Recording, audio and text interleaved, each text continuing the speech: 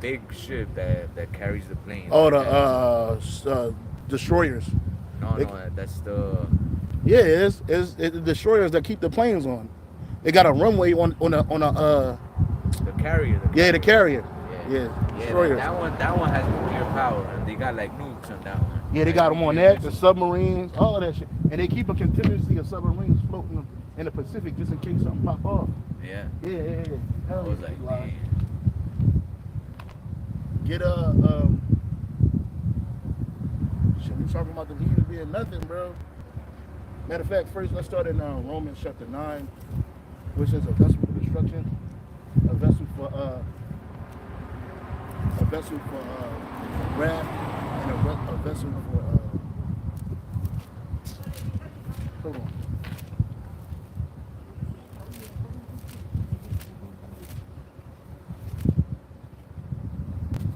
Yeah, a vessel for what is the most high? You can start at start at 11.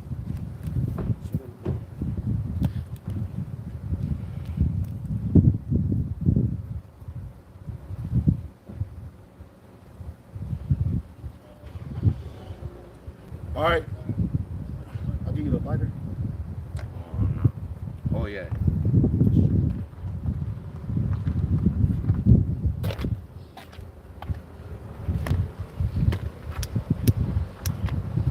All right. I'll give you the lighter.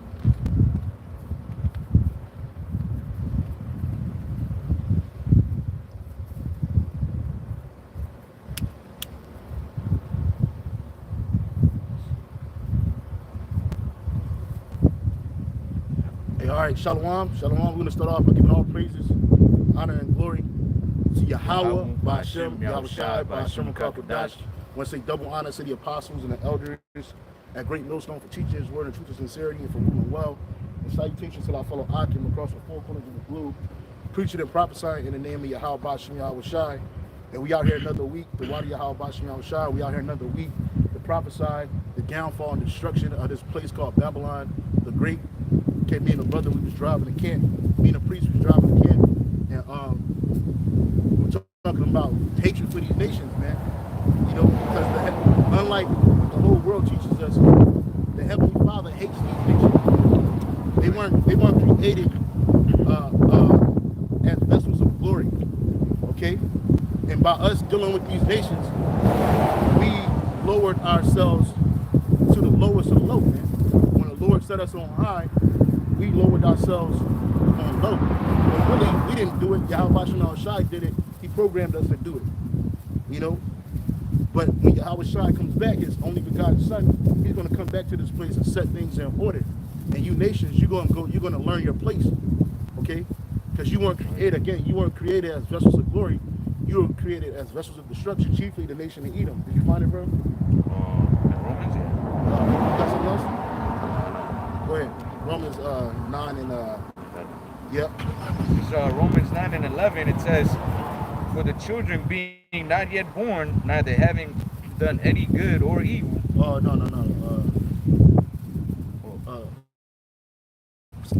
Romans 9 and 17. It says, "For the scripture saith unto Pharaoh, even for this same purpose have I raised thee up." Start at 15. Romans 9 and 15. It says, "For he saith to Moses, I will have mercy on whom I will have mercy, and I will have compassion on whom I will have compassion." That's right. You know, you got our people. Let me get that lighter, brother. You got our people trying to save the white man. Every time we talk about salvation and destruction, salvation for the children of Israel, destruction to Babylon the Great, which is America, destruction to these nations and their world leaders and their armies. Our people quick to run and try to seek some type of mercy for these other nations, man. Especially for Esau. Especially for Esau, man. You get to telling Jake, you know, about ruling over these nations. Oh, what about the white man? Fuck the white man. They don't want to hear that, you know. Right. But the Lord said He's going to have mercy on who He's going to have mercy. Right. And He's not having mercy on any of these nations. The only ones He having mercy on is His people. And right now, it's the elect. 2/3 of our people are going to die. Men, women, and children are going to die gruesome and horrible deaths, man. Okay? they're not gonna be salvaged on this side, man. All right. So that's the first thing. The Lord gonna have mercy on who He had mercy on, man. Because even then, that's going back to when Moses was basically repenting for Jake. Jake went off at the mountain, man, and the Lord said he could destroy them people and start over with Moses, man. And obviously Moses talked to the Lord on our behalf, and he you know, the Lord he his wrath back in a sense, man. Jake still got touched, but he didn't destroy the whole nation, man, and start over with Moses, because he could have did that. Right. But he remembered the promise he made with our forefathers, Abraham, Isaac, and Jacob, man. Okay, before Jake came up in number and started to play, and that word for playing goes back to our people dealing in idol worship, because that was the first sin, man. That was, you know, Esau's like to talk about, oh, we already paid for our great sin, which was putting Jake in slavery. You know, mainly Judah, Benjamin, and Levi, and then and Gad.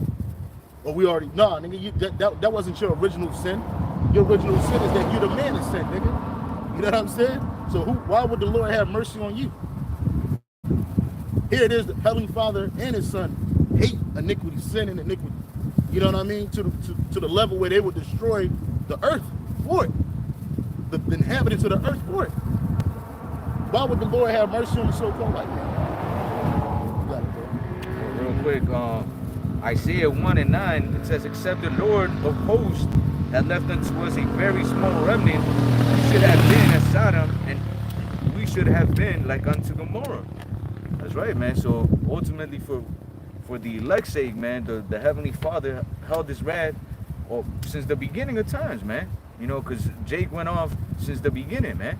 And if it wasn't for those special souls that the Lord reserved, you know, from the foundation of the creation, man, hey, all of us would have been finished, man. Because like the elder was going into, the Lord hates iniquity, man. And as we see now, and as we've always seen, is that what the world's always had iniquity, man, and we followed after it, you know.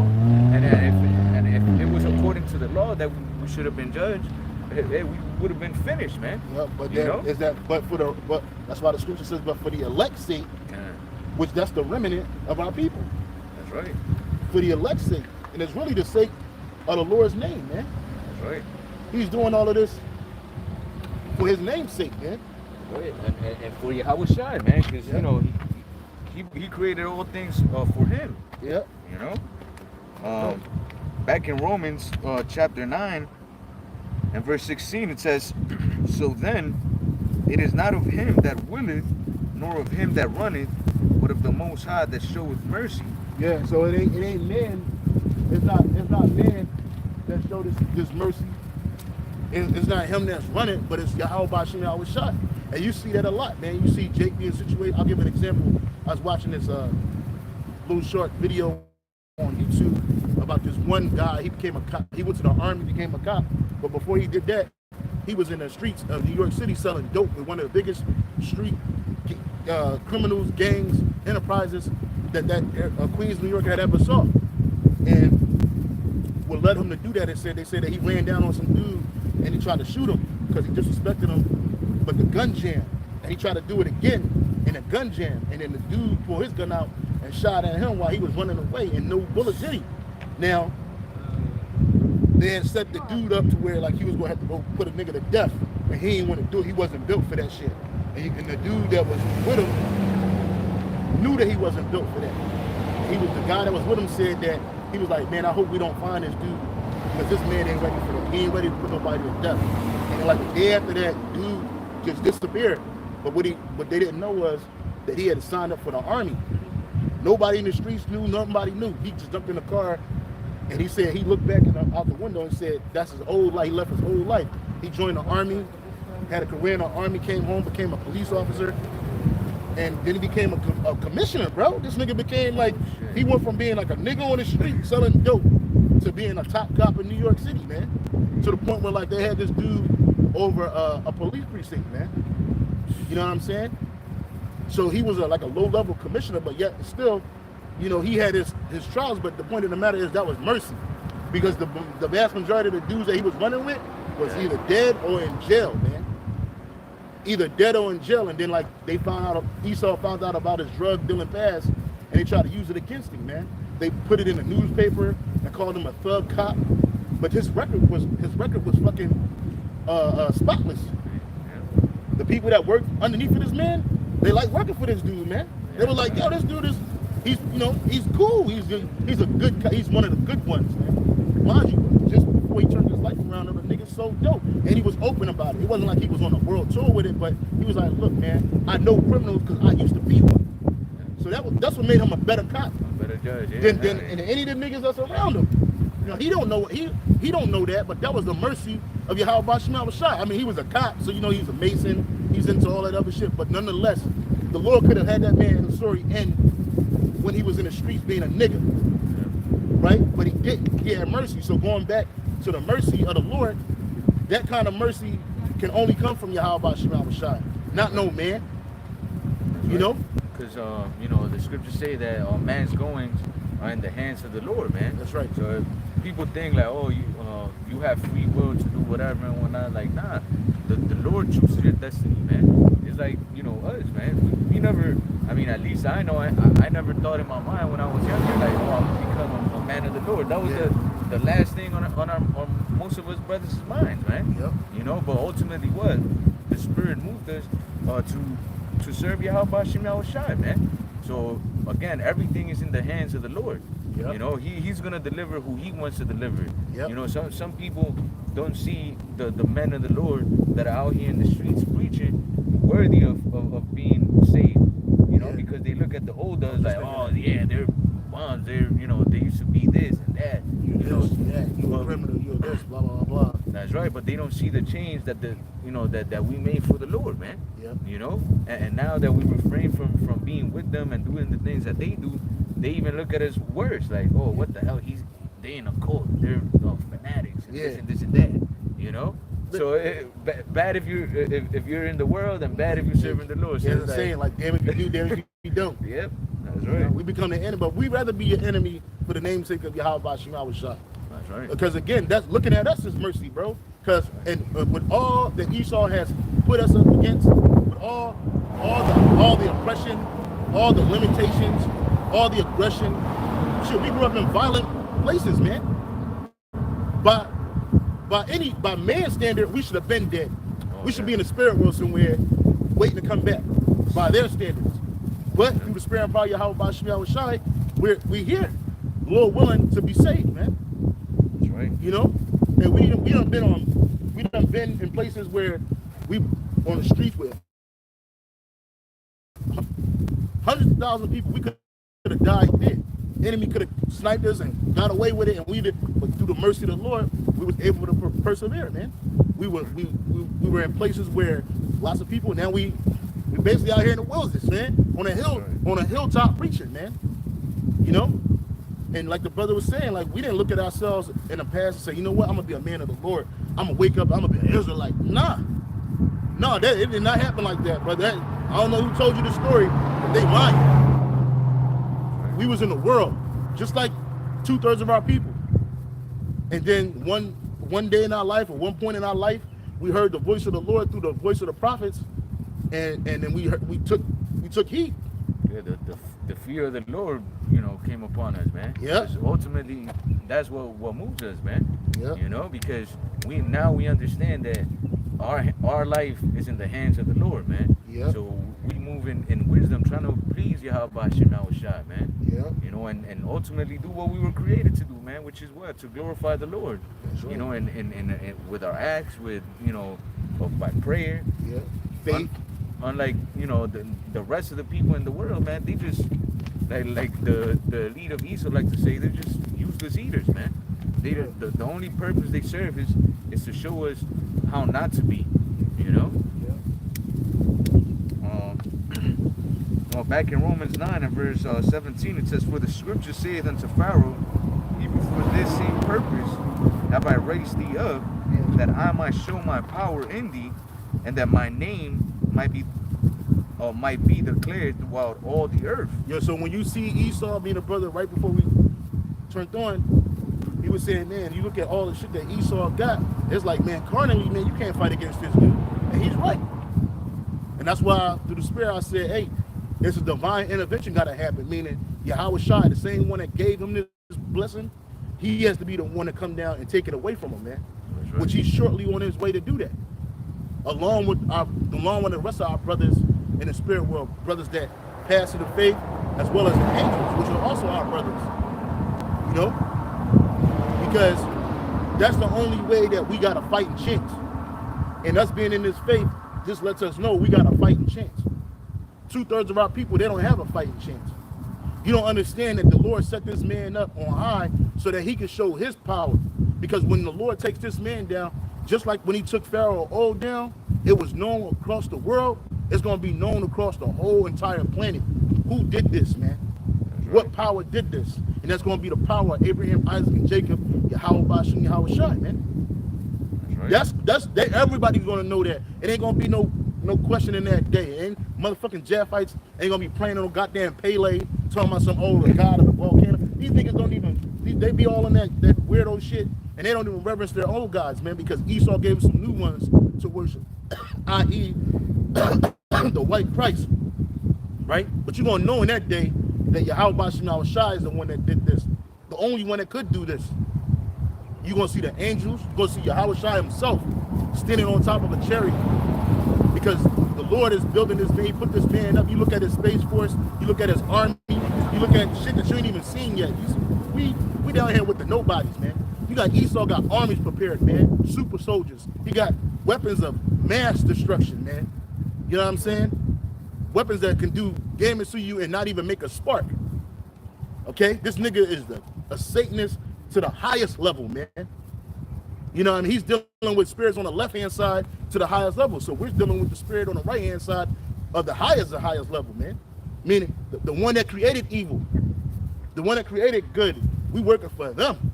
That's right. We're working for him through his son.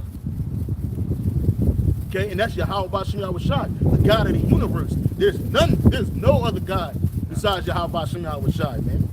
When Yahweh Bashim Yahweh Shai talking, man, ain't nobody talking about Pele, Jesus Christ, or Allah, or Buddha, or any Hare Krishna. None of that shit is mentioned. And no, man, in fact, ain't nobody talking. When the Lord is speaking, it's quiet, man. It's fucking quiet, because you already know what time it is, man. You got it. Verse 18, Romans 9 and 18, it says, therefore hath he mercy on whom he will have mercy, and whom he hardeneth. Yeah, so, hey, the Lord has hardened Esau's heart. Hey, he hardened 2/3 of our people's heart. So they can't get this truth. So they can't be converted. Hey, it's something called somebody beyond help. 2/3 of Israel are beyond help, man. Okay? And he's hardening Esau's heart to make him prouder and prouder and prouder. Make him wax bolder and bolder. So when this man goes down, it's gonna be that much harder. Just like Pharaoh old. When that nigga went down after Yahweh Bashim Yahweh Shai got done with him, Egypt was nothing. Prior to that, Egypt was a world power, man. Like, it was the power. It was the epicenter. People left their nations to come to Egypt for help. People left their nations to come to Egypt for resources, for survival at that time. Not even just on the famine tip. Like, people came there because that was the place to be. Yeah. Just like America. People will come to America because America is the so-called place to be. Also, like the brother was saying, for help. You got a bunch of refugees coming to this place constantly, man. Hey, right now, as we speak, you got hundreds of thousands of Northern Kingdom Israelites. Probably got some Southern Kingdom mixed in there too, but it's a lot of Northern Kingdom Israelites, Ecuadorians, Venezuelans, Mexicans, all kinds of people right now, as we speak, marching to come to America, man. Like they going, like they can't stop them all. They were just gonna rush the border. That's not gonna happen. But the point of the matter is that why are they doing that? If this world was a place of love and appreciation and all that other shit that people talk about, why are all them people coming up here in droves, man? Because they're seeking a better life. They're seeking refuge, just like in ancient Egypt. But this place is not going to be a help to you. America is on its way out. Anybody that don't think so, you're an idiot. That's right. You got it, brother. That's why the scriptures say, woe unto them that go into Egypt for help. You know, and just like in the ancient world, you know, Jake coming over here for help, man, not knowing that it's gonna be ultimately for the destruction. You know, thinking about it, man. Jake out there in South America, man, they'll probably be better off than being here, man, because Babylon the Great is guaranteed to be completely annihilated, man. And if you're not part of the elect, man, you're gonna be destroyed in nuclear fire. Yep. You know, and if not, in all the, you know, chaos that's gonna be happening prior to that. You know. Yeah, this is Isaiah chapter 30. Isaiah chapter 30, verse 1. Woe be to the rebellious children, saith the Lord, that taketh counsel, but not of me, that cover with the covering, but not of my spirit, that they may add sin to sin, that walk to go down into Egypt and have not asked at my mouth, to strengthen themselves in the strength of Pharaoh, and to trust in the shadow of Egypt. That's right, and that's what our people are doing. You know, they're seeking help in a carnal level, you know, and they're not seeking after Yahweh Hashem Yahushua. You know, and like we were going into, you know, Jake in these southern countries, they're coming up here because they really believe, like, oh, if I escape this country that I live in and go to America, that's it. I made it. I'm gonna be safe. You know, I'm gonna be better financially. If a war breaks out, we're gonna be protected. If there's famine over there, there's gonna be a way. They really believe that America is never gonna, you know, be touched. You know, but ultimately, like the scriptures say, the judgment that's coming to Babylon the Great is gonna be worse than anywhere in the world, man. That's right. You know, because not just because all of the nations hate Babylon the Great, but again, there's a bunch of weapons in this country. You know, people out here are used to living, you know, that comfortable life. So when adversity comes, man, here in a big way, hey, all hell's gonna break loose, and it's not gonna be pretty, man. Everybody's gonna be killing each other. I was speaking to somebody I think at work. Oh yeah, somebody at work mentioned to me, like, oh yeah, there's gonna be famines and shit and whatever because of what's going on now. And I was like, yeah, man, you know, the scriptures speak about all that stuff, you know, and it's gonna be like real bad out here, you know, and shit, bro. And but you still have Jakes that believe that, nah, as long as I get this back, ain't nothing gonna happen because I'm gonna have money. Well, if they destabilize the economy, man, your money ain't gonna, or when they unstabilize the economy, your money's not gonna be worth nothing. Like the scriptures say, you know, they shall not regard gold or silver, man. Because that shit is gonna be worthless. You know, when you need food, when you need medicine to survive, water, all that, who gives a damn about some paper dollars or even gold or silver at that moment? They just want whatever they want. That's right. Like over there in Cuba right now, they don't have medicines. Their pharmaceutical situation is depleted. So they got to get medicines from people, Cubans that are in other countries, mainly in Italy. And they got to fly back with bags and bags of medicine and come back. And they got people on a waiting list that need shit that keep them alive, bro. So yeah, it's gonna be a lot of death in America, man. Because once the economy collapses, that's the financial system in America is the backbone of America. So everything runs off of the financial system. Like you said, you're gonna have people not only dying of lack of bread, but a lot of you people are on medications, man. You're gonna die from not having your medication. You got some people that if they don't take their medication at a certain time and a certain day, they're fucking out of here, man. You got people that hooked up the oxygen. Hey, if they can't get a new bottle of oxygen, they're gonna die. And that's gonna be a lot of you people are on psych meds. I was about to say that shit. No. I was gonna say because one of my neighbors, that bitch is schizophrenic. And there was a period like a couple months ago that the bitch stopped taking her medicines, bro, and she was just going crazy, bro. Like we heard somebody like screaming outside. I thought it was outside. She was in her crib and whatever. But she was saying like, oh yeah, the pastor, saying a bunch of shit about a pastor. He was like, oh yeah, and he came on my toilet and this is like talking crazy, bro. And then and then the cops came. Somebody called the cops, and my woman was listening because they like right next to us, right? And the people that lived with her, they were like, oh yeah, just take her away because she's been like refusing to take her meds, and she's been like running around the house screaming naked, like screaming crazy shit and shit. I was like, damn, bro, imagine when like dudes that like are like psychopaths for real, they can't get those meds anymore, man. These motherfuckers are gonna go out there and start killing people and shit, raping women, all that shit, man. Demons gonna awaken up on them. That's being dulled by these medications, man. Yeah, hey, man, I had a grandmother that was schizophrenic like that, man. She lost her fucking mind, and she would be on that same type of vibration if she stopped taking her meds, man. And you know, and it don't take that long, man. Motherfucker go right into a stupor, and then next thing you know, she just full of demons, man. And the only way that can be helped out is exercise, man. And all these people are full of demons, man. The vast majority of the people that you see driving down the street in their cars at 60 mile speeds of 60 miles an hour are fucking demons. It's like a car full of pet. Y'all laugh at this car, say car packed like Mexicans. But people, the average woman that's driving down the street, her car is packed full of demons like Mexicans, man. The average man in America, his car is packed full of demons like Mexicans, like Puerto Ricans, man. And when that nigga hop out, all them demons hop right out with it. You might get one to watch the car. You know what I'm saying? And so when these people are lacking food and bread and water, the essentials of life, like Elder Bakari Kwum did a video today, and it was like a pyramid setting, and on the bottom of it is basically a man's necessity, so food, and then the next one up is shelter. These are the two basic needs of a man, and that's in the scriptures, man. The scriptures teach you what the basics of life is, man.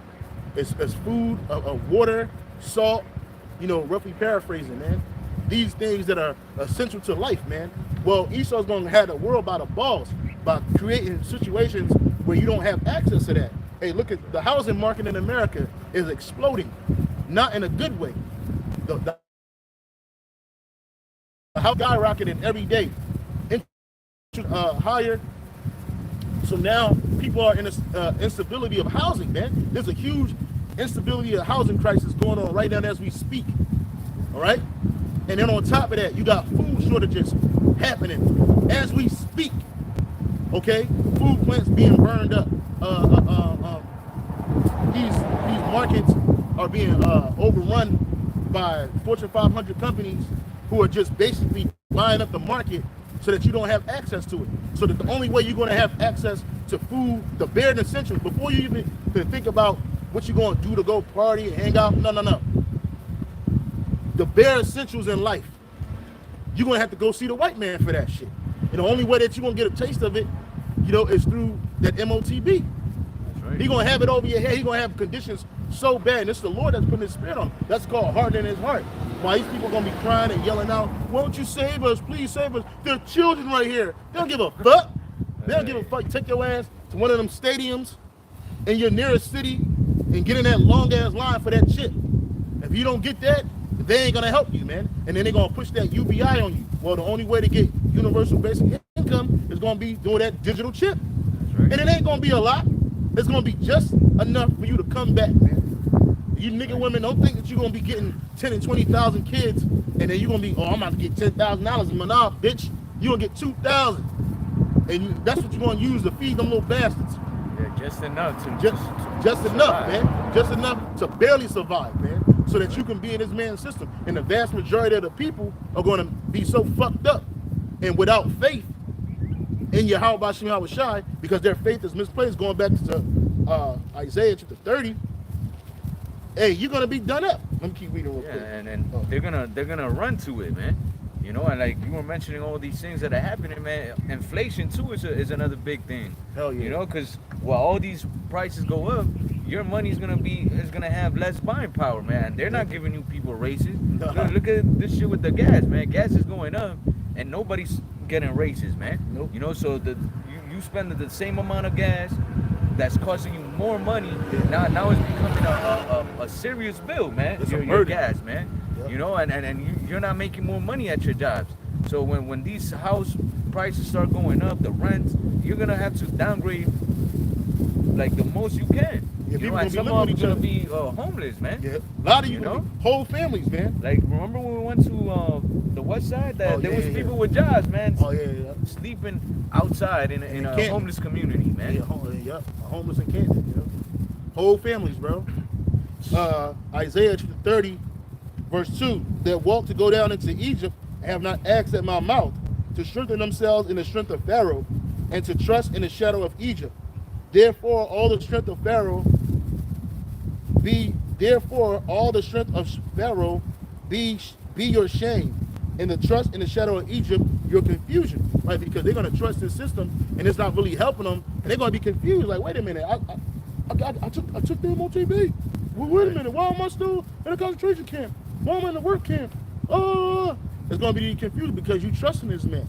And it says, therefore shall the strength of Pharaoh be your shame, and the trust of the shadow of Egypt your confusion. For their prince, verse 5, they were all ashamed of a people that could not profit them, nor be in help, nor profit, but shame and also a reproach. And then, people still have that mentality that the world to come, or this great reset is gonna keep being, I guess, like a capitalist, world, and it's not, man. It's gonna be like a totalitarian, dystopian state. That's right, man. So when those things happen, and you took the MOTV, man, you're gonna be, like it says, confused and ashamed, man, because you thought, damn, look, the government's gonna forgive our debts and all this. Oh, that shit sounds mad good, and we're gonna start new and fresh. But at the end, like the scriptures say, if he do it good, he do it unwillingly. Yeah. But at the end, he shall show forth his wickedness, man. Yeah. So he's just talking all this, shit about, green energy and saving the planet and all debts and all this shit and all that. But at the end, he's gonna show his horns, man. Which ultimately is what to brand you, man, with his MOTV. Yeah, because he could have complete control over you, man. Yeah, because what he's offering you is nothing more than slavery, man. That's right. Like Klaus Schwab said, hey, the time of free will is over, man. Which you never had free will anyway. That's right. But all this being able to just travel without any real obstacles, all you need is a passport or an ID. Well, shit, coming soon, real soon. All you're gonna need is that MOTV, and you gotta be in the system. And then your credit, your social credit score gotta be at a certain height, man. That's right. And then they're gonna ask, wait a minute, well, where do you get this extra money to travel? So then you might travel, but then your carbon footprint take up everything that you use to travel. Now you can't get back. now you right. Stuck, man. And it's gonna be a world currency. That MOTV is gonna be a world currency, so it's good anywhere. So basically, you're not gonna be able to go to France and get some France and to be like, oh yeah, let me get this burger in France, and then you gonna come back to America and get 2 more. Nah. You had a burger in France, that's your month's money. So and then shit's gonna be so bad, you people ain't gonna be traveling, man. It's like I see this video of this dude. He was like in a third world country because he lived in a place that looked like pretty fucked up. Yeah. But the dude bought a virtual reality set and whatnot. God. And this motherfucker literally, bro, since he wakes up and he puts them shits on, and he does his whole day in virtual reality. Oh, I saw that when he was sleeping in the crib. Yeah. Yeah, I saw that. I was just like, damn, bro, he's done got people fucked up. That's how he wants you to live. Yeah, hell with the virtually, you're gonna live in a box, man. You really are. You're gonna live in a box in a mega. If Esau can have his way, you live in a mega city, which is going to really be these cities that you see down, but they're going to be locked off in different zones. And you're going to work, operate, shit, piss, and all that in that area. You're not going to go nowhere. If you want to go see the Bahamas, first of all, you better have enough credits. And the only way you're going to see is through virtual reality, man. And a shitty-ass metaverse, man. That shit is like the Matrix for real, bro. Yeah, it's worse than the Matrix, man. That's slavery. Yeah. That's complete slavery. And if you took that chip, first of all, it's not going to get to that point, but this is what they want. Yeah, it can. Because what's going to happen is this man is going to get to a point where the vast majority of the earth is taking the MOTV, except for the elect of Israel, and then Yahweh is coming back. That's right. So you're not going to see your new enterprise to its fullness, man. You just showing what you want to show. This whole system, and the system that they've created around this system, calling it the NWO or the whole, because they all hyped up about blockchain. It's all satanic, so it's not going to survive. That's right. This third world war is not going to bring the world to its knees and have them begging the super elite, please. Nah, this third world war is going to destroy America. It's going to destroy other parts of Europe. It's going to destroy, but when America is destroyed, America is the cog in the wheel. People take their notes else. So when this place is destroyed, wow, that's it. That's it. It ain't no coming back. It ain't no bouncing back in the power. The super elite not gonna come together in some dark meeting somewhere and all old as shit. The queen, her old broke ass, coming out talking some shit. Nah, bitch. That bitch going into chains. Her kids going into chains. Everybody's, all you heathen nations, super elite are going into hardcore slavery, man. Welcome to the gun show, man. You know what I'm saying? Welcome to the Lord show, man. Hey, you thought it was over? You thought it was going part 2 to this shit? Hey, get Nahum 1 and 9. Yeah, but and that shows you how, even though we know it's not gonna happen, the dream's not gonna be fulfilled, but it shows you how people are already willingly accepting that lifestyle, man. Oh hell yeah, they that with shit it. is crazy. They with it. They want it. See, like people think that they're gonna get this new chip, and they're gonna be like, oh, all my debt's good, so I ain't gotta worry about my student loan, because a lot of them gonna be happy. Oh, fuck my student loans, fuck it, girl, let's go get it. You know what I'm saying? But you worse off, man. This Mayhem is right.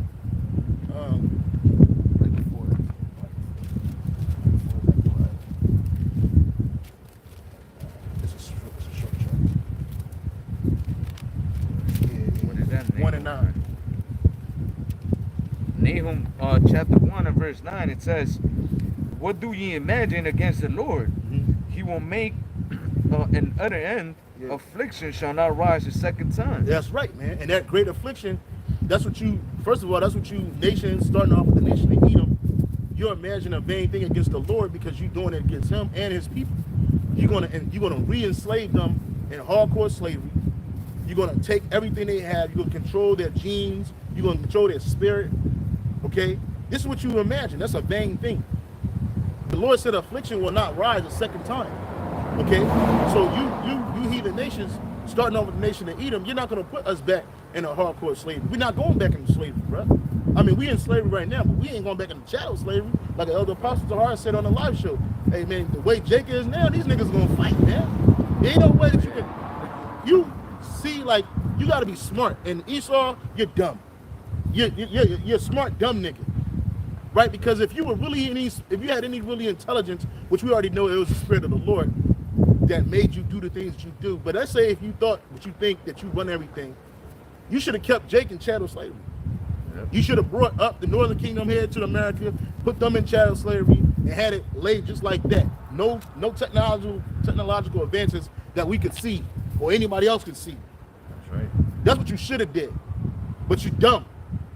Because the Lord said, nah, you're going to get 250 years in them hardcore chattel slavery. Let's say 300 years, right? We'll get extra. Because we've really been coming here to the Americas since the 1500s. But you got that chattel slavery got real up and running at the 1619. So you should have kept that, but you didn't. Because the Lord didn't want that to be so. He got it to a point where like you could build this country. He let you get all them free years of labor from our people so that you can build this country. He let you decimate a portion of the tribes, Gad, Reuben, Issachar, that were here in North America to establish your kingdom as you see it today, to get it to a point so that ultimately he can come back and destroy it. That's right. It wasn't set up for you to have rulership in perpetuity, because that's what you Edomites want. You want rulership in wickedness forever. You worshiping Satan like Satan don't work for somebody.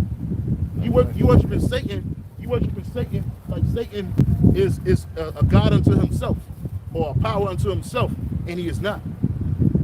Right. Okay, and the Lord is gonna show you better than he can tell you. You know, hey, ancient Egypt was a place of technological advances too. They don't tell you about that shit, but it was. And look what the Lord did to that fucking place. Man, that place a sandbox, bruh. Y'all had to go dig them pyramids up, bruh. Had it not been for the devil being a devil who he is, you wouldn't have known nothing about them pyramids. They was in the fucking sand, bruh. Luxor, Thebes, Memphis, Cairo, that shit was under a big ass fucking pile of sand, bruh. Y'all had to dig that shit up to make that shit a Middle Eastern, so-called Middle Eastern Disneyland. So when he does it, what he's gonna do to America is he's gonna finite it. You ain't gonna be able to dig this place up. Right. I mean, you're not gonna know where Seattle was or where Portland, Oregon is, man. You ain't gonna know. You damn sure ain't gonna see Hawaii. This place gonna be underwater. Oh, yeah, I have a feeling this place is gonna be under fucking water. This place, what you see right now, is gonna be miles of leagues under the sea, bro. He ain't gonna flood the earth, but this place need to be flooded. Yeah, We talked about a couple weeks ago. The brother was mentioning when we look out, we looking for Leviathan, bro. That's right. And it ain't gonna just be one. It's a whole. It's a species, bro. Leviathan is a species, man, of animal deep in a deep sea, and we are there. Oh yeah. What we're looking at right now is really the tip of what you're seeing right now. What we're standing on is nothing but tips of mountains, ranges, and the sea. We're on top of a mountain range in the sea. All the Lord got to do is shut this fucking off. Oh yeah. Open it. That's the right back there. What you see right here? It's called Diamond Head. It's a dead. Well, it's so-called dead volcano. Ain't Yahweh, bro. Ain't nothing dead to Yahweh. He can light that motherfucker up along with the rest of these motherfucking volcanoes and melt this place, man, and put it under the sea for real, man. That's right, man. And that's what the Lord's gonna do to America. He's gonna make. Can you get another scripture which says the lines of confusion shall be you got to type lines of confusion in the search engine. Because that's what America is built on, lines of confusion. These different state lines, okay, they're nothing but lines of confusion. They were made up by Edomites. Go ahead, bro. How do you say this one? But the cormorant. Isaiah 34 and 11, it says 10. Isaiah 34 and verse 10, it says, yeah, 8. Isaiah 34 and verse 8, it says, for it is the day of the Lord's vengeance and the year of recompenses for the controversy of Zion. That's what Yahweh Shai is coming back. He's not coming back with open arms for all people and acceptance and love. He's not a so-called white man who you think is going to do this. He's not. No. That's the day of the Lord's vengeance, man. And he's going to get his vengeance, man. That's right. The Lord is going to avenge 2/3. He's going to put vengeance on 2/3 of his own people. He's going to put massive vengeance on you heathen nations, man. Starting with the nation of Edom. Okay, he's going to be coming from the east. Meaning he's going to pass over the valley of Ham and God. He's going to pass over all them western countries, man. The whole Middle East. And in his wake, he's going to be fucking y'all up, man. So when he get here, and when he gets here, turn up time. Because while he's coming, the nuclear missiles is behind him. The nuclear missiles is right with him. The angels is next to him. The chariots. He's going to be standing on top of one, bro. You know?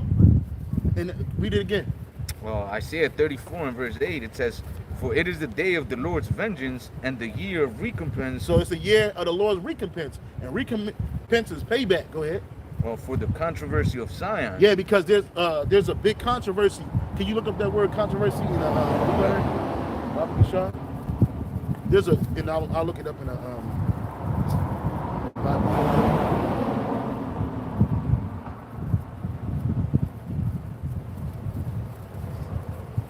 This is the definition of controversy is a disagreement, typically when prolonged, public, and heated.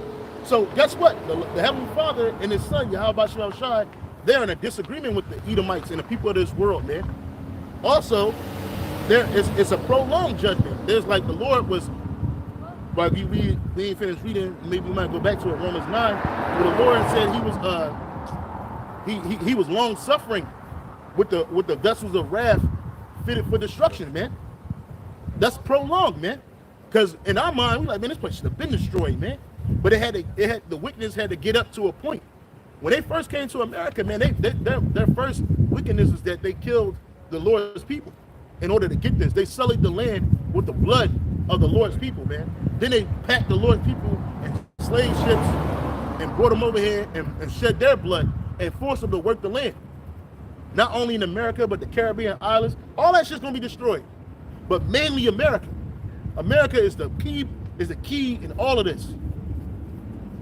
Okay? So you're gonna pay for that, man. Go ahead. This is the Hebrew word for recompense. It says Salakia. You notice how people just where we at right now is a lookout. So people drive up here to take pictures and look at the scenery, the scenic views and shit. Ain't nobody gonna be doing that when this place is destroyed, bruh. That's right. You got it, bro. Ra'ab? Yeah. Yeah, Rayab. Rayab. Rayab. Yeah. Rayab, the Hebrew word for controversy, it says strife, controversy, dispute, quarrel, case at law, a contest, personal or legal, adversary cause, or chiding, contention, multitude, pleading, strife, and suit. Yeah, so Yahweh Shalom Shai got a controversy with y'all on his people's behalf. Because we're Zion. That's right. Okay? And that Zion to Zion in the Hebrew is that we're a living monument to the Lord. When he looks at our people, he's like, look, man, hey, they're my people. I'm coming back for them. That's my memorial, especially the women. It's like, Jay, talks about reparations and all this and all that. Well, the only one that's gonna come and truly give us reparations is Yahweh Hashem Yahushua, because like it says here, so like, let me go back to it real quick because I came back. It said right here, it said a contest, personal or legal, it says contention, pleading. He's the one that's gonna plead for us. Because Jake trying to plead with who? With Esau. And Yahweh Hashem Yahushua is not gonna do it through legal matters. He's gonna do it by force, man. He's gonna come and take what's his, and give us true justice, man. Which is to do what? To get revenge on these heathen nations, man. Starting off with the lead of Esau Edom, man. That's right. Yeah, it says also similar or synonyms for the word controversy. It's a disagreement, dispute, an argument, a debate, a decision. Hey, that's why the Lord called that area where they're gonna have that big war in the Middle East, the Valley of Decision, man. It says contention, altercation, a quarrel, a squabble, war of words, man. So the Lord is gonna bring war, because we already putting out his words right now. He's about to bring war. That's right. These words, these are war words, man. Saying that America's gonna be destroyed by nuclear fire, saying that all the armies of the world are gonna be destroyed by the King of Kings and the Lord of Lords, Yahweh Shai Mashiach, via the power of his Father, that his power gave him, that his Father gave him. Those are war words, man. You hear these words, you be like, But see, the vast majority of people, you don't take kindly to these words, or you ignore them because you're looking at the people of the Lord, and we're downtrodden, we're oppressed, we look like our own people. Ain't nothing magical about us. Right. So you ignore these words. Oh, that'll never happen. You got a bad case of normalcy bias. Meanwhile, all hell and trouble is being focused and free, man. That's right. You don't even know it. It's right as we speak, man. And then you look at it, you look at the information and whom it is coming from. Look, man, fuck who it's coming from. Listen to the information, man. That's right. All you got to do is listen and then look it up yourself. Look it up yourself. Look at what's going on around you. You see these people out here, they're taking trips and they're doing vacations. This is their last trips and vacations, man. You're going to have a lot of these groups and these other nations that's over here, they're going to get stuck. They don't live here. That's right. So when this thing go down, they're going to get caught right in the middle of it.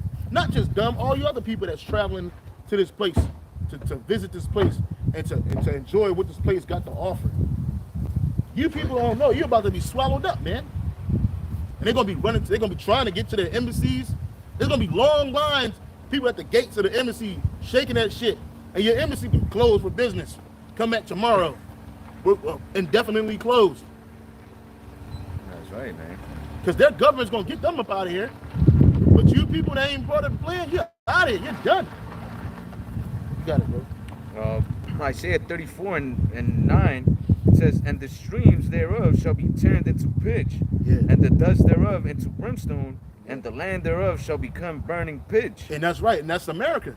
All these rivers, all these streams, all of this shit's gonna be turned into dust, pitch, and brimstone with fire.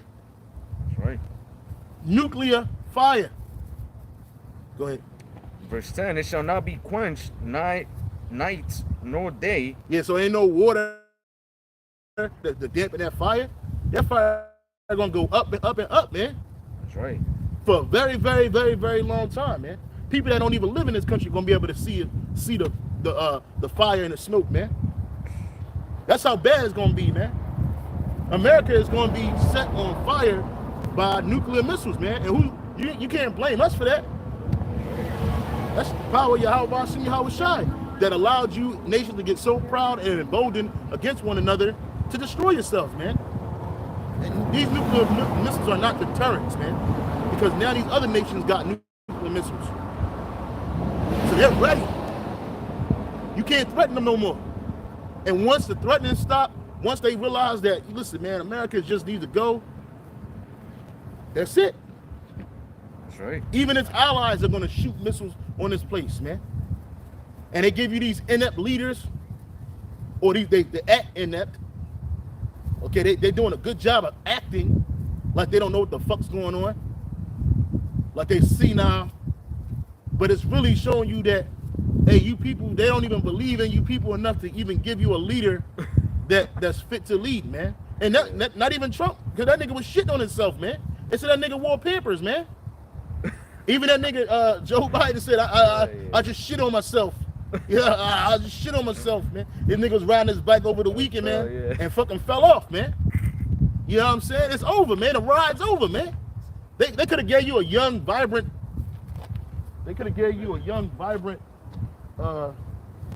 leader. Somebody in their 30s or something, you know what I mean? Even though that job is so wicked, and they're dealing with so many high-level demons and warlock, demons on them, that the warlocks, they get old quick. You know, but they should have gave you somebody that was vibrant. But see, that shows you where America's at. America's old and played out, man. You got it, bro. It says, verse 9, and the streams, also like in verse 10, Isaiah 34 and 10, it shall not be quenched night nor day, the smoke thereof shall go up forever from generation to generation. Yeah, so people are going to be born and dying. Israelites are going to be born, and this place still going to be lit. And we're going to fly over this place and show our children. Lord, when we part of the elect, man. Hey, man, see that's Babylon. Because you're not going to be able to come here. That's right. We're not going to be walking on the ground. We're not going to this is going to be the place of every, once the fire goes out, but it's definitely going to be a place of every unclean bird, hateful bird, and desert creature. It's going, when this place settles down, man. And even then, after that, we're going to fly over this place. We're not going to walk, we're not going to put our feet on this place, man. But we're going to remember what happened. We're going to remember we was here. We're going to remember we was delivered from this place. But this place is going to be a monument to wickedness, to never do that again, man. That this is what the Lord does to places and nations and countries that fight against him and that live wickedly. It says, from generation to generation it shall lie waste, and none shall pass through it forever and ever. Yeah, we just said that. But the cormorant and the bittern shall possess it, the owl also and the raven shall dwell in it, and he shall stretch out upon the lines of confusion and the stones of emptiness. And that's what's going to be. That's exactly what's going to be. This place is going to be the lines of, again, you're not going to be able to find out where New York started and where Connecticut ended, or where Philadelphia was and where New Jersey started. Nah. And this place is going to be mixed and mangled and messed up, man. That's right. Tangled and twisted. Tangled and twisted. The nigga, Cash Money, tangled and twisted. That's what the place going to be, man. Tangled and twisted, man. And the earthquakes is going to be happening. The earth going to reel to and fro. If you can get that one, the earth shall reel to and fro like a drunkard, man. So it's going to be massive earthquakes, man. And with earthquakes come volcanoes, volcanic activity, confusion, rocks falling on top of each other, lands getting twisted, lands coming up from out of the sea. Okay, that's gonna happen too. The Antarctica or whatever the white man call that place, that shit's gonna melt and new land's gonna come up out of there. But you nations, you ain't gonna touch that. That's gonna be ours. You know what I'm saying? The whole earth's gonna be ours. Y'all going into work, and it ain't gonna be no fuckers. You know how they like to paint it, like there's gonna be small communities that's just surviving off the land and shit, and just doing what the hell they want to do. Hell, every human body that's alive, that's ready to go, that's in condition to work. I'm not even gonna say that. Every human that's not fucked up is gonna be working. You're gonna make your way to Israel. I don't know how you're gonna do it. It's gonna be some slave ships, but you ain't gonna be sitting on no island like right now. You can go to islands in the Pacific Isles where they ain't been touched by other outside contact. You got Jaffa down here living crazy, eating each other the fuck up, walking around in loincloth in 2022, man. Nah, Jack, that ass is gonna work. Right. You're gonna fucking work, man. Every last one of you heathen nations, it ain't gonna be not no soul running around here renegade. Oh, this nigga been going for like 20 years, bro. He just been doing this thing. Nah, Jack, because if that's the case, you're gonna be caught, grabbed, apprehended, and you're gonna have to pay. You're gonna have to pay what you owe. Oh, I want to be free. Nigga, you was free for 20 years. No off the grid and shit. No, ain't no off the grid, nigga. You're gonna be on the grid. We're gonna know where every human soul is on the earth, man. And if you're not an Israelite, you're going to work. I'm just gonna tell you that. If you're not an Israelite, you're going to fucking work, man. That's right. And it's not gonna be like Esau with all these cameras and shit. We're gonna have that spiritual GPS. Hell yeah. Man. And that's it, man. You ain't gonna be the only one. You know how they show like movies where like it was like after the shit happens and then motherfucker just racing through in his car. Like it's the only car. Yeah. And this nigga got a Mad Max car, handled up and shit. Nah, nigga. Nope.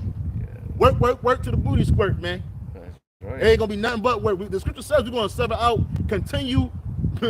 men of continued employment, man.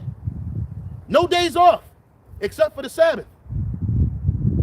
Go ahead. Isaiah 24 and verse 20, it says, the earth shall reel to and fro like a drunkard. Start at 19. Isaiah 24 and 19, it says, the earth is utterly broken down. The earth is clean dissolved. The earth is moved exceedingly. And that's what like the brother said, like that's gonna happen by those nuclear missiles, man. Yeah, and yeah, like you mentioned too, like all those volcanoes, you know, the super volcanoes too, and it's gonna be all over the earth, man, because you have all these, you know, volcanoes and who knows, maybe Esau hasn't found out all of them, man. But all those things are gonna go off, as well as the nuclear missiles. And man. you got volcanoes under the sea. That's that right. Be going off. I think like last year they claimed that a volcano under the sea went off and fucked up Tonga, man. Oh yeah, you know what I'm saying? Y'all don't know what you're in for. Esau hasn't discovered a lot of things, man. Everything that's under the ocean, and even on the earth, man. Look at what happened with Uganda, was it? Yeah, right. That they found the gold mine and shit. Oh yeah, that was Uganda. Yeah, Uganda, man. And Esau's been there for a minute already. Yeah, exploring that country, but now they found that gold mine. Hey, Esau want to put his greasy hands on it, man.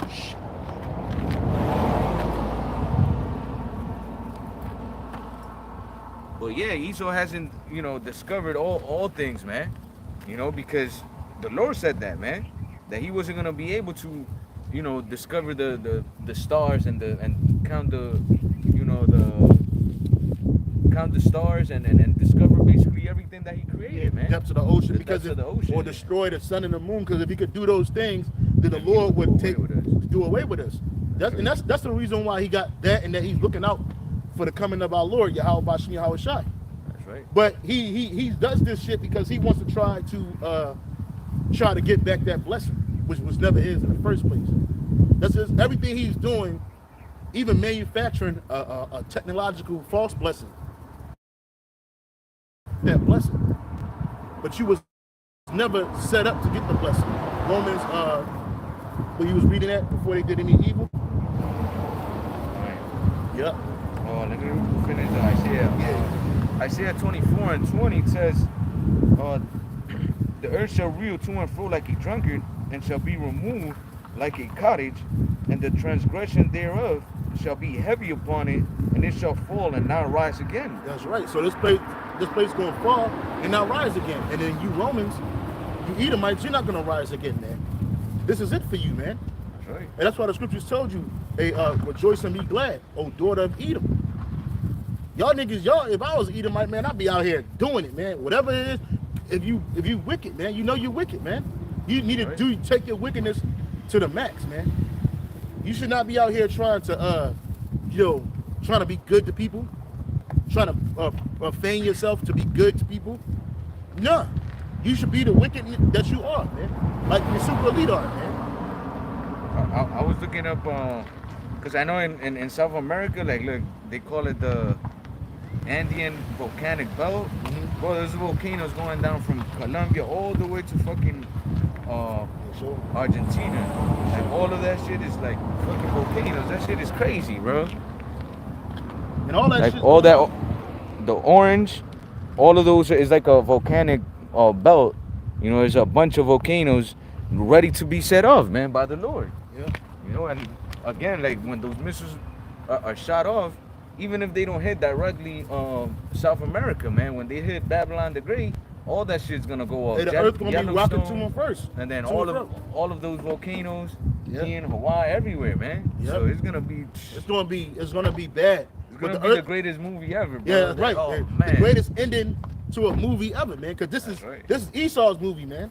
When we on part 4, and I say that because you had the Greek Empire, you had the Roman Empire, you had the part 3, the Greek Empire, the Roman Empire, and it's the second leg of Rome. Man. You know what I mean? We tired of this shit, man. Fuck your movie, man. We want to get our movie on, man. Right. And then when our movie starts, man, you can forget about it, man. When our movie is on, you ain't getting shit, man. Hey. You're gonna be the worst. You're gonna be the worst of the worst, man. It's gonna be bad for you, man. And this is what you don't want, man.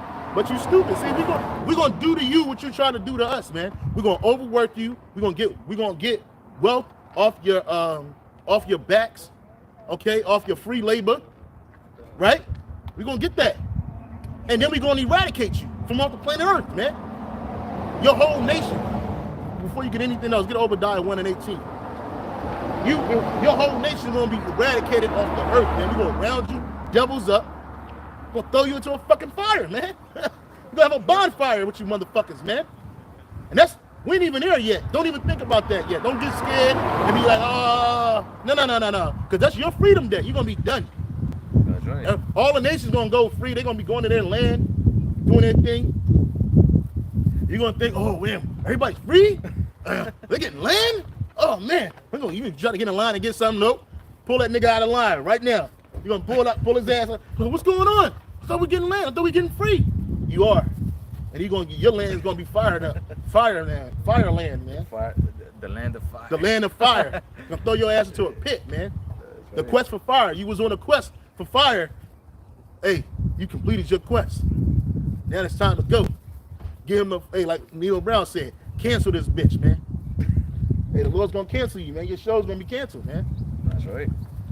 It says Obadiah 1:18. It says, and the house of Jacob shall be a fire, and the house of Joseph a flame, and the house of Esau for stubble, and they shall kindle in them and devour them, and they shall not be any remaining of the house of Esau, for the Lord Yahweh by Hashem Yahushua has spoken it. And you can't get mad at us. Get mad with the Lord. Take it up with the Lord, man. We reading. Because everything you try to do to us, all the abortions, all the GMOs, all the poison, separating us, destroying our families, our culture, exploiting the fuck out of us, man, overworking us and paying us with coupons called FRNs. Bro, putting drugs in our communities, violence, making us fight each other, putting weapons in our neighborhoods at night, and then skirting off and watching us as we shoot each other, exalting the bases of our people and making them stars in this place, idols to follow after. And all that was to destroy us, man. Putting that homo agenda on us, man. Watching as our men and women sop that shit up like soup. You're gonna be dealt with, man. That's right. And the Lord said in Revelation 11:18, He gonna destroy those that destroyed the earth, man.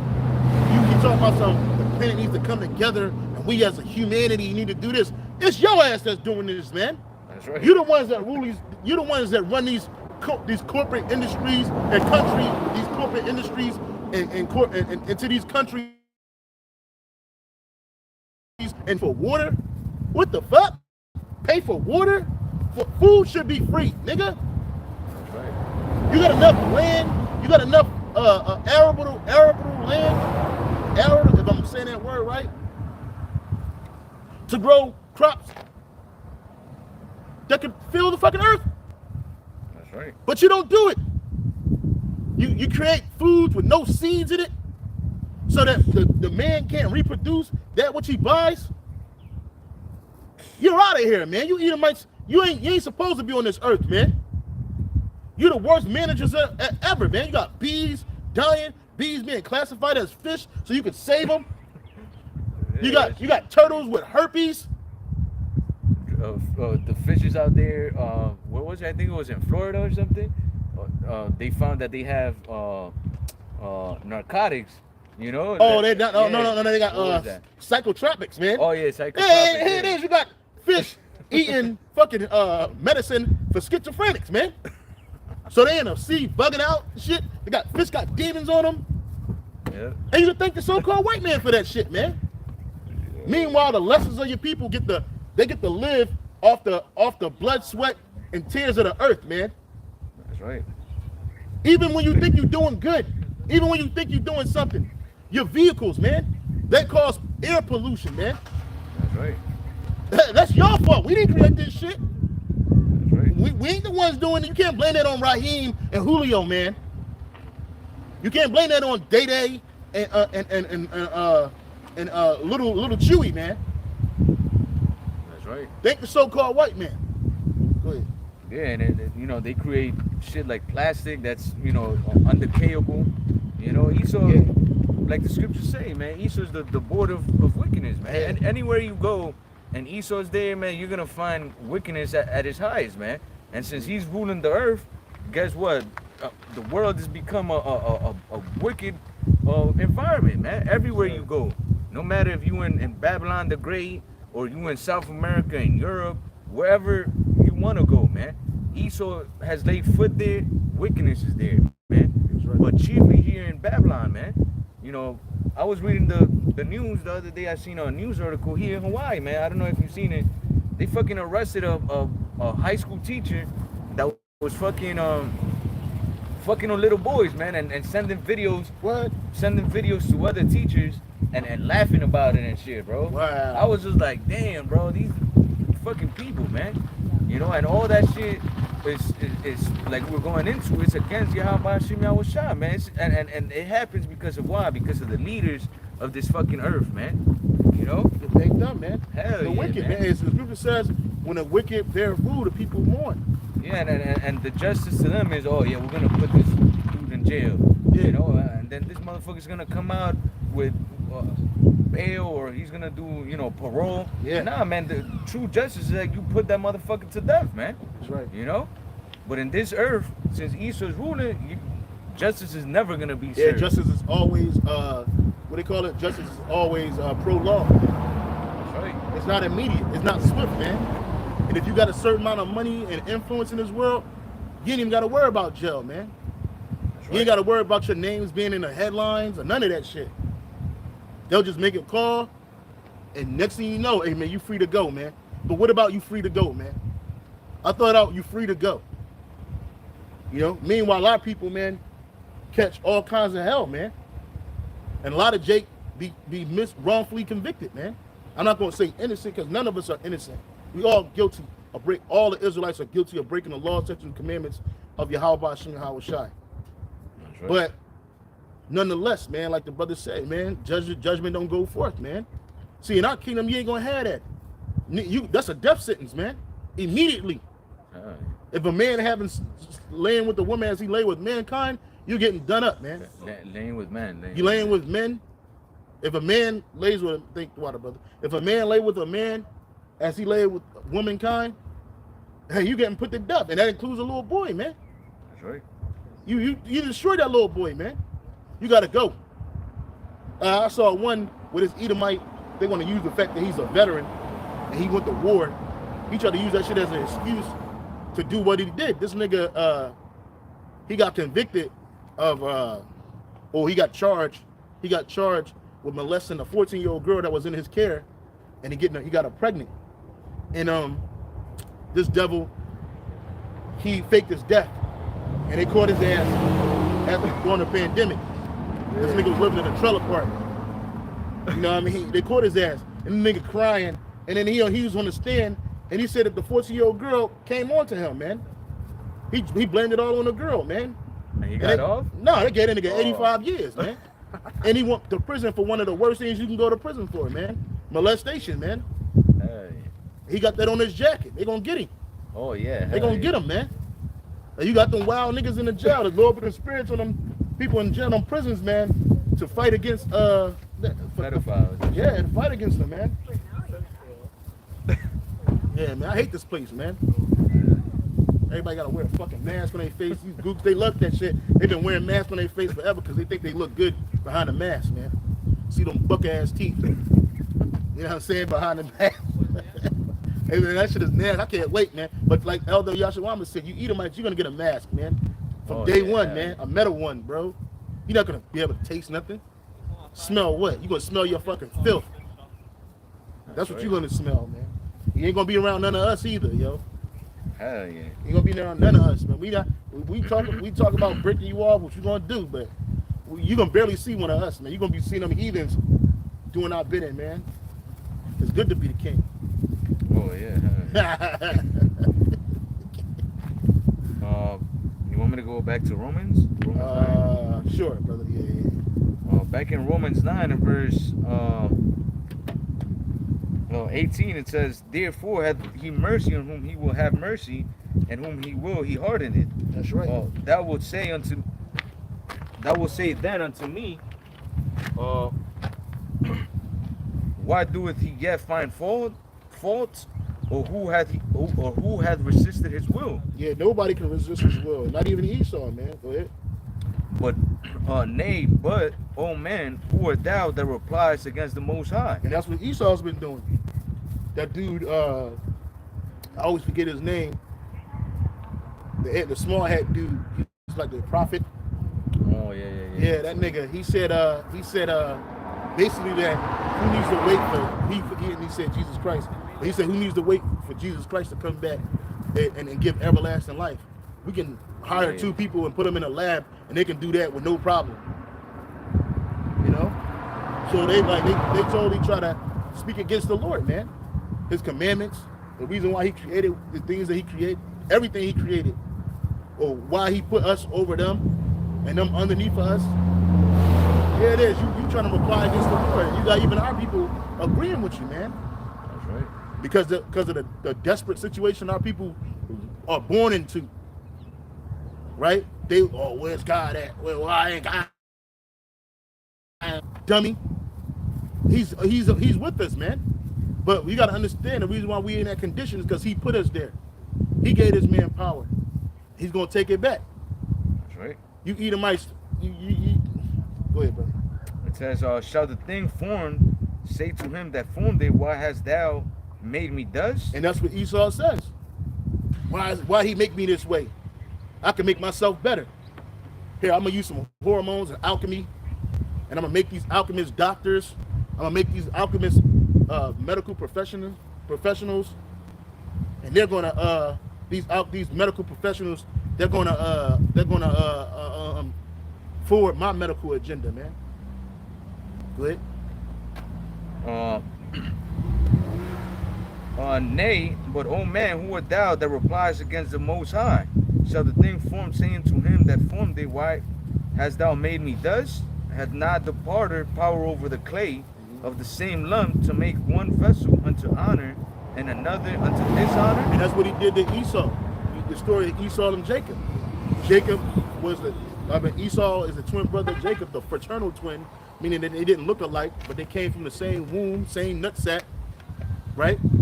He made one for righteousness and one for wickedness. He made Esau for wickedness and Jacob for righteousness, man. That's right. Verse 22, what if the Most High, willing to show his wrath and to make his power known, endured with much long suffering the vessels of wrath fitted to destruction? And that's what he did with Esau. That's what he's doing with Esau. Even though Esau is a vessel fitted for destruction, he's dealing with them long term to make them powerful, man. To make them emboldened, to make them proud. Just like Pharaoh, man. Okay. Pharaoh replied the same way, man. And so he started seeing, even in the sight of all those different plagues, man, this man's heart was still plagued, man. I mean, still proud, man. Why? Because the Lord put that on his spirit so that he could fight against them, man. That's right. And then when it was all said and done, he gonna send Moses away and tell Moses to pray for him, man. And Moses ain't sent up no prayer for that nigga. And then the Lord put more pride on his heart to where they went and chased after the Israelites, man, and were completely destroyed, man. Somebody else came and took his place, and they was doing their thing over there, man. Go ahead, bro. It says, and that he might make known the riches of his glory unto the vessel of mercy, which he had afore prepared unto glory, yeah. Even us. And that's us. We're the vessels of mercy that were promised that glory, man. You can go to the same chapter, Romans 9 and 5, man. Well, 9 and 4, who pertain to adoption, the covenant, and the glory, man. Who are Israelites, man. So who pertain to the adoption, the covenant, and the glory, and the service of the Most High, man. In whom Yahushua came in the flesh, man. Go ahead, brother. Verse 24, even us whom he hath called, not of the Jews only, but also of the Gentiles. Yeah, and that's not talking about all these different nations. These people don't even, these Gentiles that you see in front of you, they're not even looking for the Lord, man. They're not thinking about the Lord. The only time they even think about something that's remotely concerning the Heavenly Father is when one of their people drag them to church. And they go out, they ain't listening to shit, or they about to drop fucking dead. Those Gentiles were the Israelite foreigners, the Israelites that were being called Gentiles by the Israelites the Israelites that were in a Gentile state of mind. You can go to 2 Corinthians 12 and 1, man.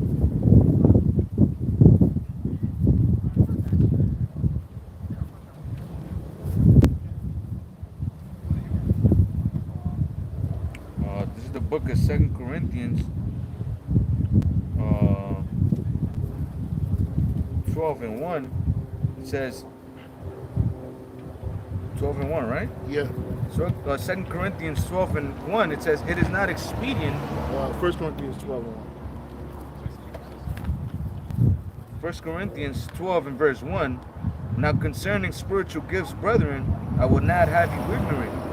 Ye know that ye were Gentiles carried away unto these dumb idols, even as ye were led. Yeah, that's what made us Gentiles. We other nations, and we took on their customs and their nationality as it was our own. That's what made us Gentiles. And then our people grew up in that. And then on top of that, it was forced on our people via Antiochus Epiphanes the fourth, man. He put that on our people, man. He forced that way of Gentile life on our people by fear of death, man. But a lot of our people are wicked and they follow them anyway. And that Gentile state was a state in the Greek called Hellenin or Hellenistus, man. And our people did that. Just like we were once in a Hellenistic state, man, a Gentile state of mind, man. We were worshiping these idols, Christianity, Islam. A lot of the people on this side here, if you grew up in America, man, you were into one of those two religions, man. Or any type of offshoot of that shit, man. Now you got Jake into Buddhism. Jake get rich, and then now the nigga wanna feng shui his house, man. Got a big ass statue of Buddha in his fucking house. Heavy D was a Buddhist. Patti LaBelle is a Buddhist. What's that nigga name? Tina Turner is a Buddhist. But in reality, they're really Satanists, man. That's who they worship. But they can't come out and tell you that. That's a part of their secret society. but they're in a Gentile state, and they don't want to wake up. They don't want to be Israelites. They don't want to worship Yahweh, Ba'ashem Yahweh Shai. That's right. I got a quick one too that shows you that, the Lord saw us as heathens because we weren't, seeking after Him, man, following His ways. This is 2nd Ezra 2 and verse 31. It says, "Remember thy children, or that sleep, for I shall bring them out of the sides of the earth and show mercy unto them, for I am merciful, saith Yahweh Ba'ashem Yahweh Shai. Embrace thy children until I come, and show mercy unto them, before my world run over, and my grace shall not fail. I, Ezra, received charge of the Lord upon Mount Oreb, that I should go unto Israel, but when I came unto them, they set me at naught, and despised the commandment of the Lord." And the point is right here on 34. It says, "And therefore I say unto you, all ye heathen," and he's talking to Israel, "all ye heathen that hear and understand, look for your shepherd." Yeah, he shall. The natural heathen, they're not looking for no shepherd. They don't have a shepherd. They don't have a shepherd.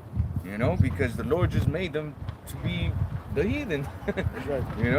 It says, "O ye heathen that hear and understand, look for your shepherd.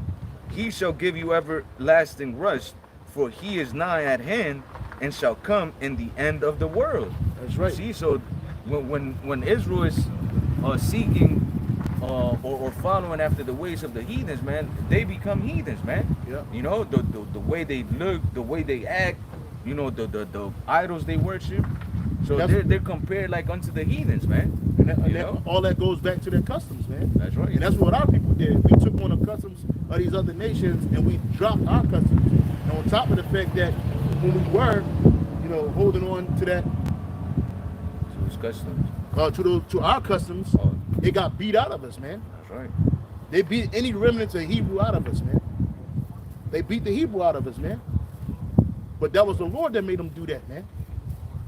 And Elder Apostle Hall was talking about, was Lord willing, me and a brother, this week we're going to go into that, different rebellions in the slavery, man. The ones that were successful, man. But the Lord, Esau, it was over generations that he got our people, because let Esau tell a story, we were just docile people that was willing to be thrown into slavery and captivity. We were just docile people that didn't have any strength, so we just accepted slavery. No, that ain't the case, man. It was over generations. You beat one generation down, they die, the next generation grow up, and they grow up in subjugation, man. So our people, you got to a point where Jake thought this is how life was. Right. Just even in their spirit, they knew that wasn't something they wanted. I know we did a lesson some time ago on slave narratives, but you actually had Israelites that were in captivity that were talking about their experience in chattel slavery, man. And one man said if he thought that he was going to be thrown back into chattel slavery again, he'd kill himself, man. Because he even knew that wasn't something that was natural, man. Not for us. That's right. So you heathen nations, you were built to be our. Give me Psalm 52 where it says you're gonna get a heathen. Matter of fact, no. Go to do the whole slot. It says the heathen shall be our inheritance. But of the heathens you shall have as bondmen. But of the heathen, I think it's in Leviticus. Because ultimately that's what they were created for. The heathen nations were created to serve the children of Israel, man. So it's in their spirit to be slaves ultimately, man. But Jay, we got a different spirit on us. That's why, I always, when I was in the world, I would see these other nations do like shit that didn't make sense, bro. And it was just like they don't care about the environment. They do crazy shit. And it was like, now that you come to this understanding, it's because they're like unto beasts. And the Lord tells us about that, man. They need guidance. That's why these motherfuckers are eating a bunch of unclean food. They do a bunch of abominable acts. And it's because they're slaves, man, without a master, And we were supposed to be, their masters, man. But since we we went off following after them, we became like unto them, man. You know, but through the spirit and power of Yahweh Hashem Yahushua, hey, the Lord's raising back the elect of Israel, man. And to tell our people who we truly are and how we're supposed to be acting, man. Righteously, you know, with a kingly mindset. Because, man, you see, Jake, the 2/3 of our people, man, they completely gone, man. You know, and that's why, you know, the scriptures say that the heathen look at us and they hiss and nag their head at us, man. Saying, is this the city that man called the perfection of beauty? You know? And that's why when we speak, you know, on who the true Israelites are, everybody got something to say, man. Because they know that, damn, if these people are talking, or if what these people are saying is true, man, we're done for, man. Because look at how we treated these people, man. Look at how we came and killed, murdered, raped, stole everything they had. Hey, you know? Can you go to Leviticus chapter 25? Start at 40. Leviticus 25 and 40? Yeah, see what it say. But as an hired servant and as a sojourn, he shall be with thee. Start and at shall 42. serve 42. Yeah. For they are my servants which I brought forth. Start at 41. Leviticus 25 and 41. And then shall he depart from thee, both he Hey, and... brother, hold on. Pull this down. Put it where? Just towards your car.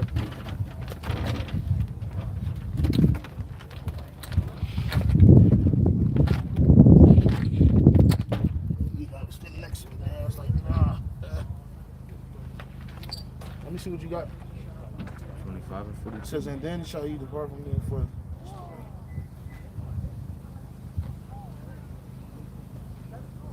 Start at 42. Leviticus 25 and 42 says for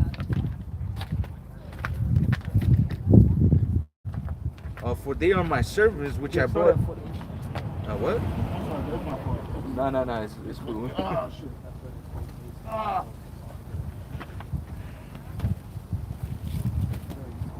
It is Leviticus chapter 25. Leviticus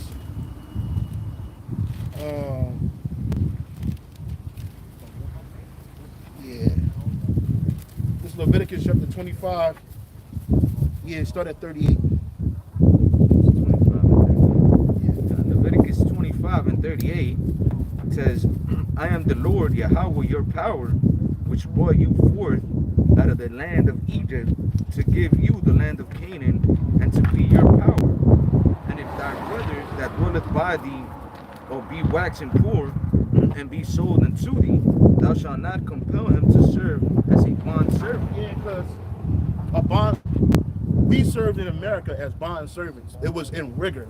First of all, there was no payment. Second of all, it was in the harshest environments, in the harshest conditions, with some of the harshest crops. Okay, and the Lord said that we ain't supposed to. The Lord said that we're not supposed to serve like that. The heathen nations, they were supposed to be serving with that. Read that again. Leviticus 25. Yeah, because I'm sorry, brother. When you look at our people love to work, man. They don't really have a problem working, and that goes from Judah all the way to Issachar, man. The white men will tell you that we're lazy, that we're shiftless, that we're just violent and stupid and dumb. Those are all lies, man. That's right. Okay, that's slander. Because while we were working for nothing, you were reaping all the benefits, man. And even to this day in 2022, you so-called white people, even the heathen nations, they get to reap the benefits of what we laid down. These other nations, they didn't come over here and work in rigor. I don't care about the Chinaman and the damn railroad. Not every fucking chink came over here to America and worked on the fucking railroad, man. That's right. Okay? Not every fucking gook over here that came over here to America came over here in servitude and bonds, man. That's bullshit. Our people, the so-called Negro, Latino, Native American, we built it and continue to maintain this country, man.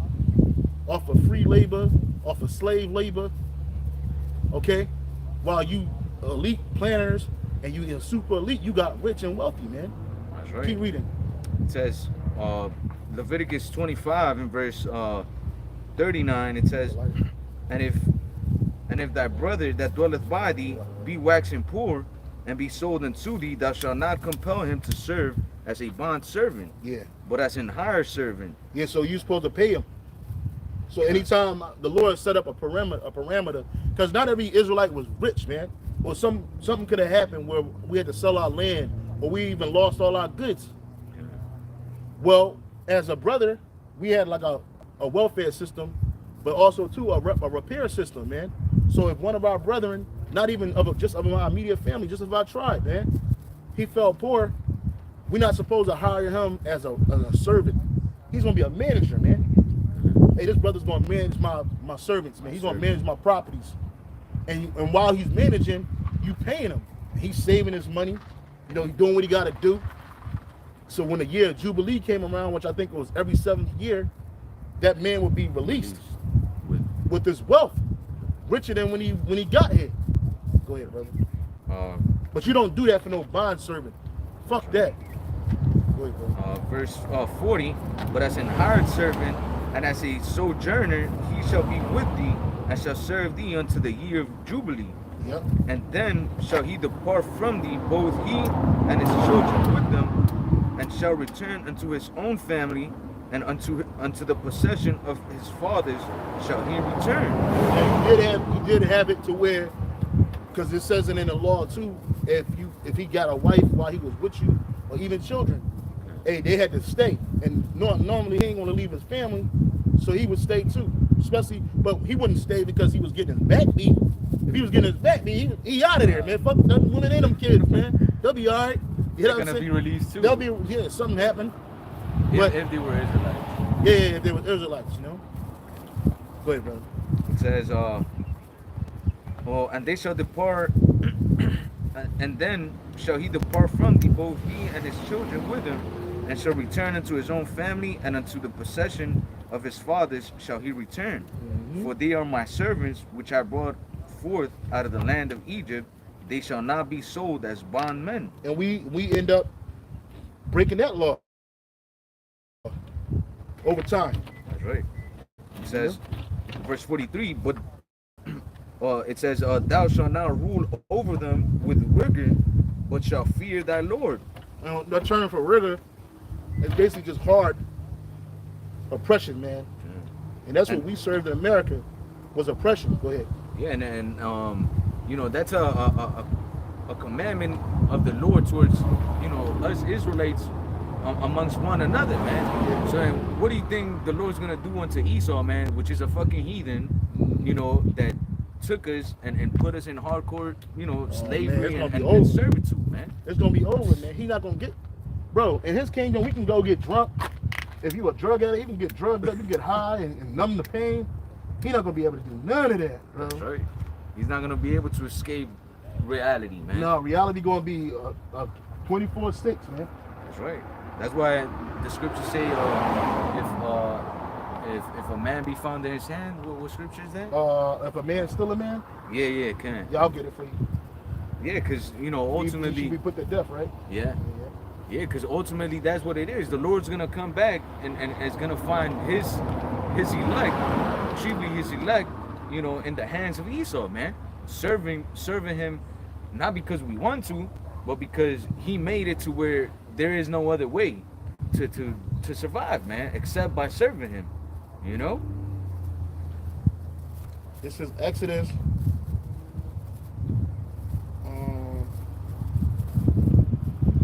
Exodus 21:16. It says, and he that stealeth a man and selleth him, or if he be found in his hand, he shall surely be put to death. That's right, and that's, you know, the position that Esau's in.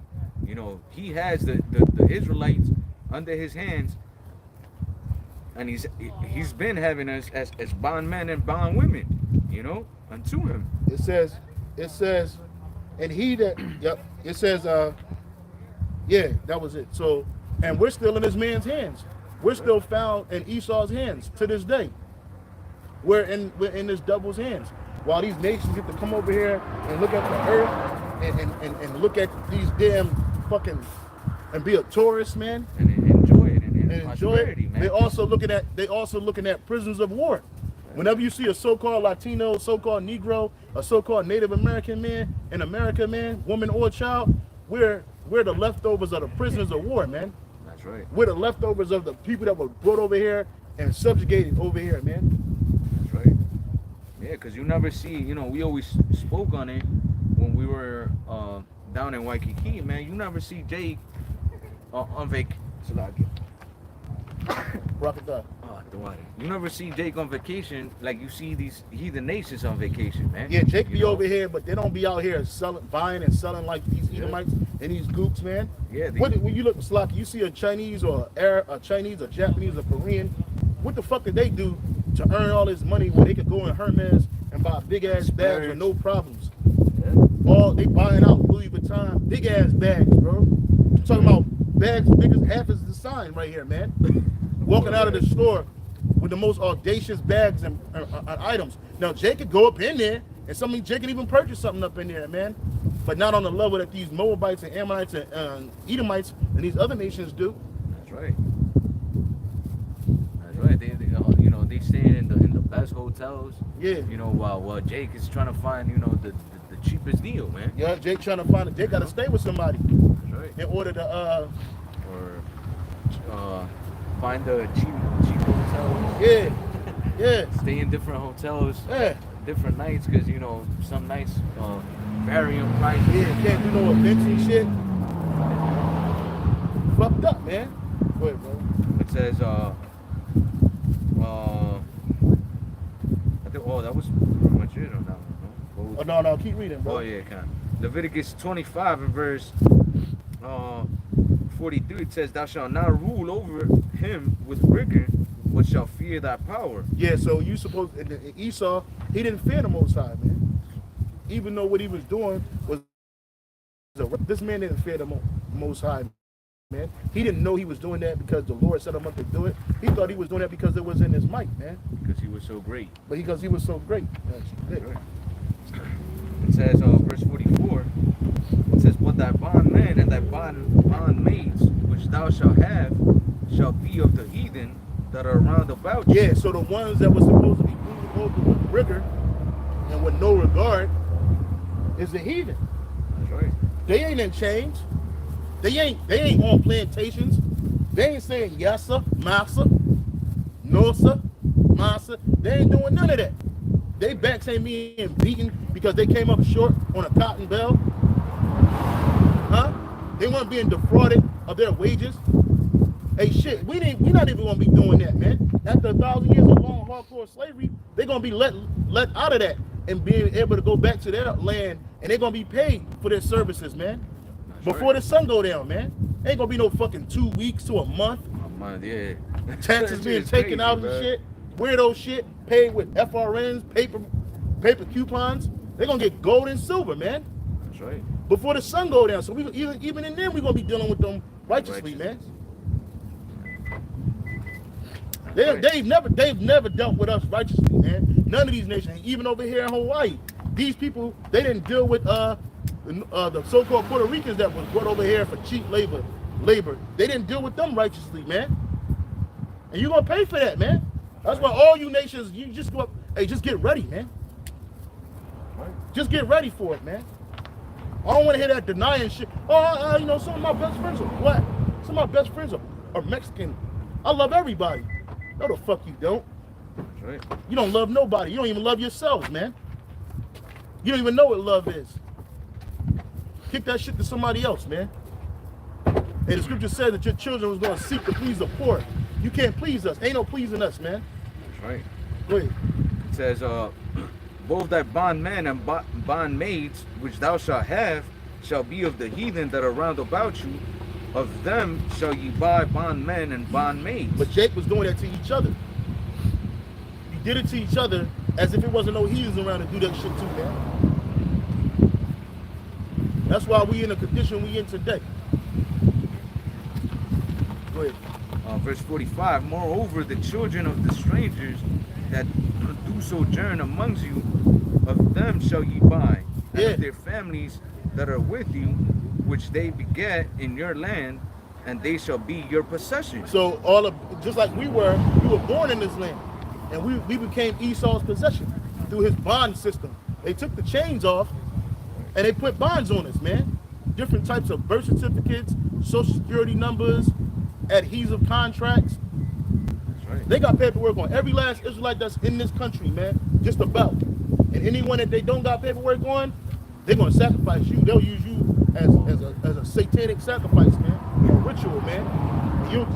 Nobody will be worried about you because ain't no paperwork. You don't exist. You off the books. And that's what they do in the third world countries, man. Yep. They go down there to the poorest neighborhoods, and they take these kids for organ harvesting and all that shit, yep. Man. Yep. They do that, and they actually have children, or they force people to have children just so they can destroy them. That's right. And then those that come over here so-called illegally, oh man, hey, you don't exist. You're not on nobody's paperwork. So guess what? They gonna do you in, man. Sex trafficking, satanic sacrifices, ritualistic killings.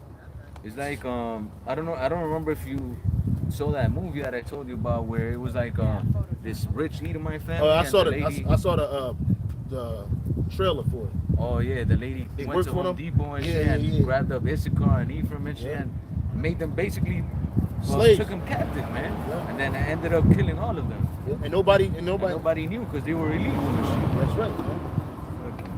These fucking devils, man. Y'all gonna pay for that shit, bro. Hell fucking yeah. Oh, y'all gonna pay for that. Every last one of you are gonna pay for it, man. And the Lord, when he destroyed Egypt, he didn't just destroy the wealthy of the Egyptians, man. The servants got destroyed too. Their cattle, their children. Right. They all had to pay for that, man. That's right. Verse 46, it says, and ye shall take them as an inheritance for your children after you, to inherit them for a possession. They shall be your bondmen forever. So the Lord said that you nations are going to be our bondmen forever. So even when brothers are wondering, well, what's going to happen after 1,000 years? They still going to be workforce. They're going to be able to have lands. But guess what they're going to work? They're going to work for us, man. That's right. For not just the super elite of Israel, but the non-super elite of Israel, man. None of our children, none of our sons, none of our daughters, none of our wives are going to work, man. Ever. They're not going to know what a job is, man. They're not going to know what it is getting tired. Just like these people, they don't really know what work is, man. You got people making millions of dollars a year, hundreds of thousands of dollars a year doing nothing. Literally nothing. Yeah. Working from home remotely, pressing a button on a computer. Yep. Money just coming in with no problem. You know what I'm saying? They got savings. Well, now, a lot of you people, you starting to feel the burn now because they're getting rid of all that shit. But even still, they don't know what real labor is, man. For real, man. Especially you don't know the elite, bro. Yeah. Oh, man, the super elite.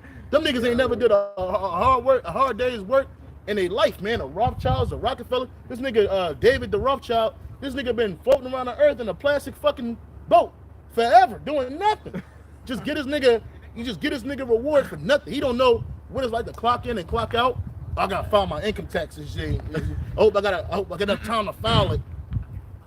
He don't do none of that shit, man. His sisters, his brothers, they don't know what work is. Their grandfathers, their uncles. They don't even wash their own dish or iron a shirt. Nothing. They never don't even tie their own shoes, bro. That's right. So y'all been living on a high horse for over 500 years, man. So you got a bill to pay, man. That's right. It says, ye shall take them as an inheritance, and an inheritance for your children after you. And that's what y'all supposed to be to us. But we were that to you. Right. And that's what you're trying to do now, but you're not doing it to the whole earth, not just the Israelites. Right. We were the beta test. That's what we were. We were the beta test. And now you're trying to do that with all these nations, but that's not your blessing. That's our blessing. That's right. Yeah, Esau to a point, he's done it through what? Through finance, man. Yeah. You know, he developed, a system where all the families of the earth are in debt to him, and now, basically we gotta be their slaves, But he wants to ultimately control you for fully, man. To have the power of death and life, man. You know, and then he's gonna do it through that mark that we've been telling you about. It says, to inherit them for a possession. They shall be your bondman forever, but over your brethren, the children of Israel, ye shall not rule over another with rigor. You know, and again, you know, those were rules on how to treat us, one towards another, Israelite unto Israelite, man. But Esau, Edom, you know, being a heathen, the basis of all men, he took us and had us serve him in rigor, man. So what do you think the judgment is going to be unto him, man? It's going to be a harsh judgment. Real quick, it says,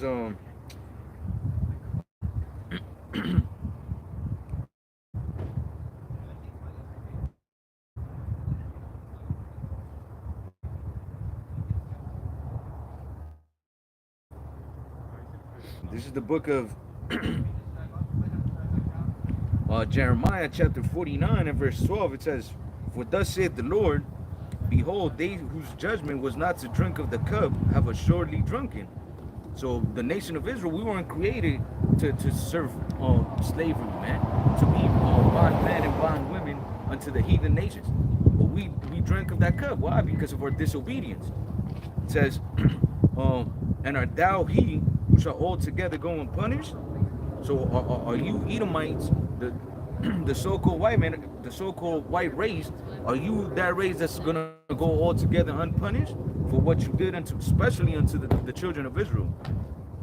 He's asking that question. It says, thou shalt not go unpunished, but thou shalt surely drink of it, man. So you're gonna get a righteous judgment, which is what? To ultimately receive 1,000 years of hardcore slavery and then be done away with, man. That whole nation of people is going to be destroyed, man, because they're nothing but evil. If you look at the track record of the so-called white race, man, it's nothing to be proud of, man. It's nothing to admire, you know. Everything but righteousness. Nothing but death, killing, murdering, deceit. That's what the white race has brought into the earth, man. The Edomite race. The Edomite race, yeah, because that white, yeah. That Edomite race has brought unto the earth, man. And that's why we're in the condition we're in. Because they're ruling. Yep. The border, the basis of men, the border of wickedness is ruling the earth. Can you get Malachi 1 and 1 start at the top? This is Malachi 1 and 1. It says the burden of the word of the Lord to Israel by Malachi. It says, I have loved you, saith the Lord, yet ye say, wherein hast thou loved us?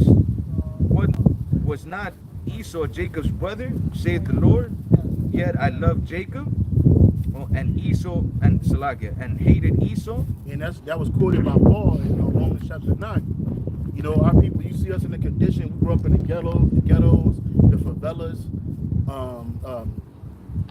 just fucked up out here. And you see the heathen, they've been getting up over us for years. Not years, decades, hundreds of years. Because even during the time of Edras, the heathen, they were winning around us, man. And Jake feel like the Heavenly Father hates us, but in reality, the Lord was disciplining us for our iniquities. Okay? And that's the reason why we became low. Well, it's also part of the curses. He said if we stop following him and we stop following his laws and commandments, hey, this is a part of their contract. And we're living out the curses, man. So you look at Jake, you like, damn, how's the Lord love us? You see Esau, when it looks like he's winning, you know, but he said he loved us and hated Esau, man. Keep reading. It says, verse 4, it says, whereas Edom saith, we are impoverished. Start at 3 again. Malachi 1 and 3, it says, and I hate Esau and laid his mountains and his heritage waste for the dragons of the wilderness. And that's what he did to, look at Petra. Look at Mount Seir. That shit is nothing. And then that's what he's going to do worse to America, man. That's right. He's going to lay this place waste. And it's going to be nothing, man. See, our kingdom that's coming is going to be eternal, man. And we ain't going to have to die to see it, man. Lord, when we part of the elect, we're going to be part of the first fruits. We're going to get them brand new bodies. We're going to come out of them chariots, man, we're going to set it up on the earth, man.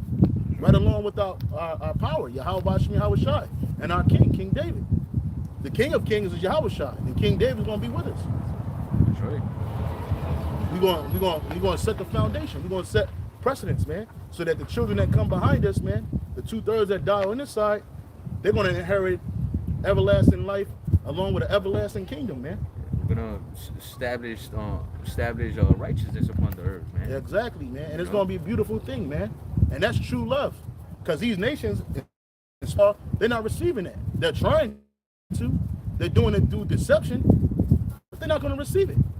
That's right. It says, verse 4, whereas Edom saith, we are impoverished, but we will return and build the desolate places. Yeah, and you see that what they did with America. America was a beautiful place, it became desolate, and they were turning to build it. But go ahead. Thus saith the Lord of hosts, they shall build, but I will throw down. They shall build, and the Lord is going to throw down. And even in this time, the so-called modern time, construction is going on all around America. You might not can't see it from this vantage, but there's construction going all around this place, man. But the Lord's going to throw that shit down. These buildings not going to be 10 and 20 years old and then destruction. Nah, man, they're going to be like maybe 6 months to a year old or something like that. And then just opening, grand closing. Hey. Go ahead. It says, they shall build, but I will throw down, and they shall call them the border of wickedness. They said they're going to be called the border of wickedness. So wherever this Edomite double go, he's the border of wickedness, man. He brings wickedness with him. It starts and stops with him. That's right. Anywhere this man, he don't believe it, but anywhere he goes, he's desecrating that land. Oh, we were right there. This man's a walking plague. He's death incarnated, man. And it shows even when you look at the lessons of his people, man, they're filthy people, man. They're disgusting people. Spiritually, they're estranged from the Most High. That's right. You know what I'm saying? They eat nothing but abominable foods.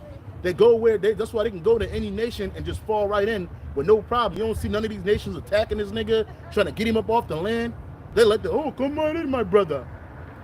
You know, but when it come to one of us, when it come to our people, he just fucked us up. And our people just love him. That's right. But this man is hated by the Most High.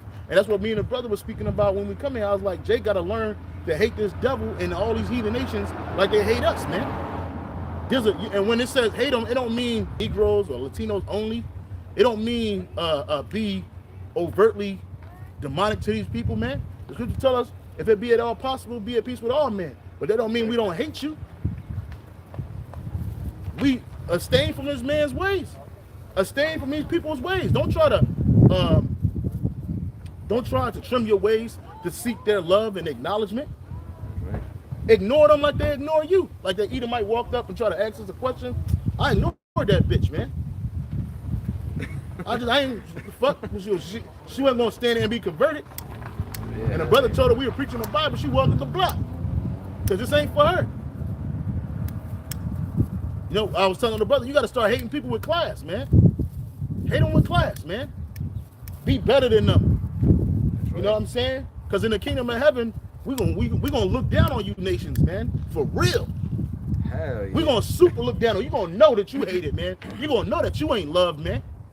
Only time we deal with your woman is if they the super finest of the finest. You know how Esau, this nigga be fat as fuck with a fucked up ass leather tan, and he just had the finest of the finest on his shoulder, and you know he ain't laying no pipe to this bitch. He giving this bitch the check. Hell fucking yeah. He giving this bitch a check, and she's with it. Well, that's how it's gonna be in the kingdom with us. Excepting we gonna be laying pipe. That's right. We gonna lay some real pipe, man. Hell yeah. You ain't seen BBC and LBC, BLC. Just wait right. to the kingdom. We gonna lay it, and we gonna humble these hoes, man. That's right, man. And them bitches ain't gonna be nothing more than a concubine, a toy, a portal for one of our children to come through, man. That's right, man. She ain't finna get no covenant agreement with her and her family. Nah, bitch. You gonna get this dick and you gonna get the fuck out. That's right. That's what the fuck's gonna happen. And you gonna love it. That's right. We ain't gonna have to rape you. What? Rape? Them days are over. Or pay you nothing. Them days we ain't paying you shit. Yeah. you're gonna Bitch, you're gonna be in that one. You're gonna bend that knee. You're gonna be in one of our chambers with a chain on your neck or wrist. And when it's time for us to lay with you, we want to play with you. We had one of the servers come in and unlock that thing, and you're gonna lay it down. And that goes for all you heathen nations, man. From you Polynesians, Micronesians, Melanesians, to Hamitic people, to Edomites, to Moabites, and Ammonites, Arab. We're gonna break y'all off, man. We're gonna do it but we're gonna do it with what? Style and class, baby. Like the brother said, we're gonna do it in class, man. We're gonna do it like nobody's ever done it, man. Never. You see these heathen nations with money, man. They don't know how to use that shit. No. They don't know how to have fun. Get us Sirach chapter 14. Start at the top. And then we'll go back to Malachi. I think you done in Malachi? We'll go back to Malachi when we get into that. Get 14 though. Sirach 14. Start at the top. This is Sirach 14:1. It says, "Blessed is the man that hath not slipped with his mouth, and is not pricked with the multitudes of sins. Blessed is he whose conscience has not condemned him, and whom is not fallen from his hope in the Lord." And that's the elect. Keep reading. Riches are not comely for a nigger. Yeah. And what shall... No, read that again and listen. Ecclesiasticus 14:3. Riches are not comely for a nigger. And a nigger is a stingy person. And that's you Edomites, man. That's right. You're the real niggers of the earth, man. And even all the heathens. And all the rest of you heathens. Y'all the niggers, man. Go ahead. And what shall an envious man do with his money? Yeah, what shall an envious man do with his money? Because Esau... Hoard it up. Huh? Hoard it up. Yeah, Esau, you in these other nations, man, you hoard up wealth like it's going somewhere. You know? But you're envious of who? You envious of us, man. You wish you can be like us, man. That's right. You wish you had it like we got it, man. Go ahead. It says, verse 4, "He that gathereth by the fraud in his own soul, gathereth for others, and that shall spend his goods riotously." So that's what we're going to do. Now, I'm going to show you that definition for riotously. The definition for riotously. Yeah, because my majority of, of people with money, man, they don't really enjoy that shit, man. Especially, Esau, well, all of the heathens, man. But, and the women are with you. Why? Because you give them a check. Yeah. Not because, you're so fun to be around with. You're knowledgeable. You got so much wisdom. Hell no. Nah. So that word for riotously says, is inciting or taking part in a riot or given to mark by unrestrained revelry, man. Loose. So read that portion again. Ecclesiasticus 14:5. And 4, it says, "He that gathereth by the fraud in his own soul gathereth for others, that shall spend his goods riotously." That's what you Edomites done. You gather your riches by the fraud, man. Get Ecclesiasticus 10:8. You gather your riches by defrauding, man. But you didn't know that you gathering all that up for him that's going to spend it riotously, man. Unrestrainedly, loosely. To us in the kingdom of heaven, money is going to mean nothing. Gold, silver is nothing to us. Gold, silver is going to mean nothing to us. Land, nothing to us. We're not going to be like trying to hoard that shit up. It ain't going to be shit. You know what I'm saying? It's going to be righteous land, but we're not going to hoard these things because we're going to know, and you're going to know that all that belongs to us anyway, including you. That's right. Even when these nations get out of hardcore captivity, money is going to be nothing to us. Everything going to be like free to us, like it is to the super elite. Yep.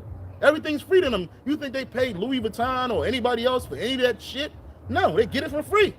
Or for gas or for gas or fuel. They don't have to pay for a passport. They don't have to pay for they don't have to go through TSA and get pat down. They ain't worried about the cost of fuel and a carbon footprint. They just move whenever it's time for them to go. If they want to have breakfast in Hong Kong and lunch in the UK, they can do that. And their planes and their jets is on go as soon as it's time to go. They don't have to make no reservation. They ain't got to make no schedule. They ain't got to make They ain't got to book a flight. None of that. Hey, I'm leaving. They ain't even got to say gas it up. They ain't even got to use them. I'm leaving. And they already know what time it is. Bags, security is on deck. And they get in there and they ready to go. Well, that's how we gonna be. That's right. Our chariot's gonna be ready to go. Hey, I'm going. Yeah.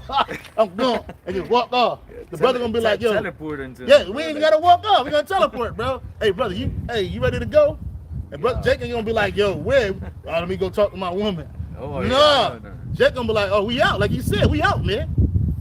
We gonna be together. I believe that, bro. I believe we gonna be tight as shit. We tight now. But in the kingdom, Lord, when we part of the elect, bro, we gonna be super tight, bro. Super tight. I can go to this man's place whenever I want, man. I'm gonna have a palace on his property, man. And likewise, he me. Yeah, my kids gonna be his kids. My daughter's gonna be his daughters, man. His sons gonna be my sons, man. Hey, brother, I'm gonna send my sons coming up there. Oh, no problem, brother. Yeah. No problem. The service gonna be on deck. That's right. On deck, hey, because the Hebrew word for uncle is dad. Dad. God. Dad gonna be like dad, Malak. You know, because Abba is the word for dad, father. That's right, man. Our daughter's gonna be like Shalom. Like even our children on this side are tight, man. I can't miss his daughter, man. They grew up together, man. They were like babies together, bro. Just like he's my only friend, they were each other's only friends, man. They're gonna be reunited in the kingdom, man. Believe that. Like the scriptures say, that daughters shall be nursed by that side. We're gonna get into that too, man, because we talk about this fucking shitty ass, this shithole. We're gonna talk about what we gonna get, man. Keep reading, bro. Ecclesiasticus 10:8, because of unrighteous dealings, injuries, and riches gotten by deceit, the kingdom is translated from one people to another. And that's how this man has gotten his wealth and riches, by deceit. We ain't gonna have to do that, man. We're going to get it by conquering, man. We're going to conquer those that conquered us. We're going to oppress those that oppressed us. That's right. We're going to take what's theirs because it really is ours. The earth was made for our sake. The earth was created for a colony of sons of the Most High, of sons of the power, man. That's right. It wasn't created for the heathen to have a fucking a heathen smorgasbord. It wasn't created to be a heathen playground, man. It was not created for that. This place was not created for the so-called white man and these other nations to just gallivant across it and do what they want to do, man. Where they want to do it and who they want to. No, it was not. The earth was created for the sake of the Israelites, man. The sons of God, man. Yasha Allah, man. That's right. We're gonna be the governors of judgment. So when you die, everybody go to the spirit world. Everybody go to what you call heaven, man. Everybody. No matter how righteous or wicked you are. And there you get your judgment. But then you got to come down here on this earth and be judged and live through it. Well, guess what? There's nobody running it. Right. The people that's running it is the wicked. And they fucking it up. So guess what? We're going to be the rulers of that. So when you be born back in this world, you got to meet the judges, man. Oh, put him over there. Put her over there. This motherfucker going to be born with a leg coming out of his forehead. This motherfucker gonna be born with her arms backwards. She gonna be fucked up. Well, that's already gonna be decided in the spirit world. Hey, when you come back, you're gonna be born with a foot on your forehead. And you're gonna walk like this. Yeah, I've seen some. Tell that nigga to kick a beat. You know what I'm saying? That's how it's gonna be. Hey, get that scripture where it says, "As in heaven, as in earth, on the earth, man." Cause see, in the spirit world, the people that matter are the Israelites, man. Right. We matter. We the spirits that matter. These heathen nations, they're nothing in the spirit world. They in a corner somewhere waiting to come back. We the ones chilling. And it's been multiple Edomites that had near-death experience or death experience and came back and said the same thing, man. Now, I remember one time they had this story, this Edomite boy, supposedly he died and went to heaven, and he said Jesus was a nigger. And then he said in heaven, they were the entertainment, man. He said they were playing basketball. Yeah, the Edomites were the entertainment, man. Like we the entertainment down here. Yeah, or that had a vision too of the spirit world that he was telling the Jake woman. I think it was one of the brothers' wife. Yeah, I was just thinking of that same word. Hey, this will be on the same time. Yeah, the brother said his wife is a nurse or something like that, and the Edomite said that in the spirit world he wasn't important, man. Right. He wasn't important in the spirit world, man. He said in the spirit world, he was just nothing. And even an Edomite woman, she was near death. She said the same thing. She said that she wasn't, she was a nobody. She was nothing. Go ahead, brother. This is the book of St. Matthew 6 and 10. Starting at 9, it says, after this manner, therefore pray ye, our Father which art in heaven, hallowed be thy name, thy kingdom come, thy will be done in earth as it is in heaven. Yep. You know, so the kingdom of heaven is going to be what? A mirror of the spiritual realm. Absolutely. You know? And the Most High and his son, Yahweh Shai and his son, and the holy angels on the right-hand side, they are complete power of that whole thing. And all powers on the right-hand side and the left side bow the knee to Yahweh Bashim Yahweh Shai. That's right. Constantly, man. Praising him. That's what's going to happen on the kingdom and the kingdom of heaven, man. Which is going to be here on earth, man. That's right. We're gonna manage your judgments. Yeah. While managing it, we're gonna live luxuriously. We're gonna live opulently. We're gonna live righteously, man. While meeting out judgment. And our sons are gonna meet out judgment. And their sons and their sons. And we're gonna live to see all of it, man. That's right. We're gonna live to see all of it. That's how it's gonna, as like the scripture said, as it is in heaven, on earth as it is in heaven, man. On earth as it is in heaven, man. And this is not heaven. You don't see no faggots, no sodomites in the spirit world, man, hanging out, doing what the fuck they want to do, having pride parades, man. You don't have no Edomites calling the shots in the spirit world, man. You don't got no heathens worshiping their idols in the spirit world, man.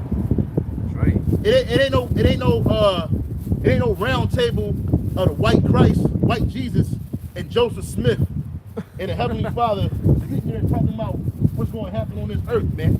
Hell to the Nizar. Oh, watch out. Oh, shit.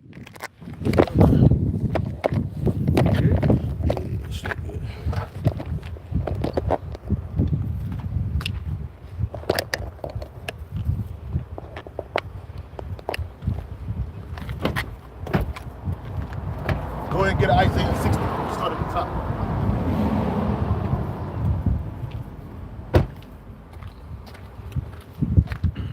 So Isaiah 60 and 1, it says, arise, shine, for the light is come, for thy light is come, and the glory of the Lord is risen upon thee. Mm-hmm. For behold, the darkness shall cover the earth, and gross darkness the people. And that's what the people are in. They're in gross darkness. The whole earth is in darkness underneath the rulership of the Edomite, and even the people, especially our people. 2/3 of our people are in gross darkness. It's complete confusion, man. Go ahead.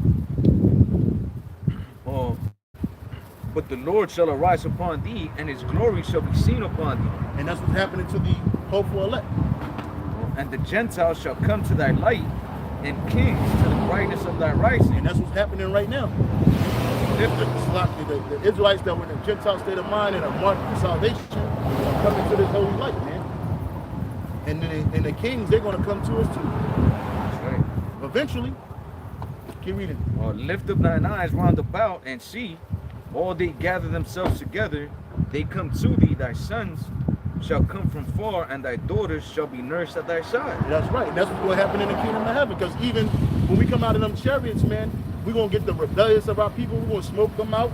And then our sons, those that are, are not rebellious, they're going to be good.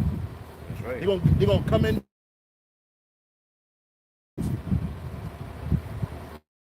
It says, then shalt thou see and flow together, and thine heart shall fear and be enlarged, because of the abundance of the sea shall be converted into thee. And that's not talking about the waters. That's talking about the people. The people are a sea. They can compare it to a sea in the book of Revelations, man. It says all their abundance, they're gonna come towards us, man. Right. All their precious stones, all their precious metals, that's coming to us.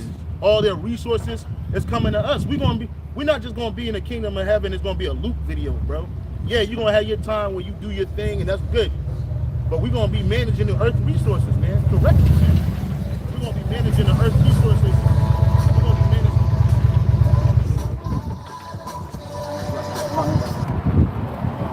We're gonna be managing. We're gonna be managing the earth resources, man. We, like I said, it ain't gonna be a loop video, man. We're gonna have thousands and thousands, millions of wives and billions of children, yes. But we're gonna be in charge of that. We're gonna be in charge of making all. We're talking about the governing body, the 140. Hold that. Gets Revelation 7. Start at the top and read the real quick. The 140. We're speaking of the 144,000.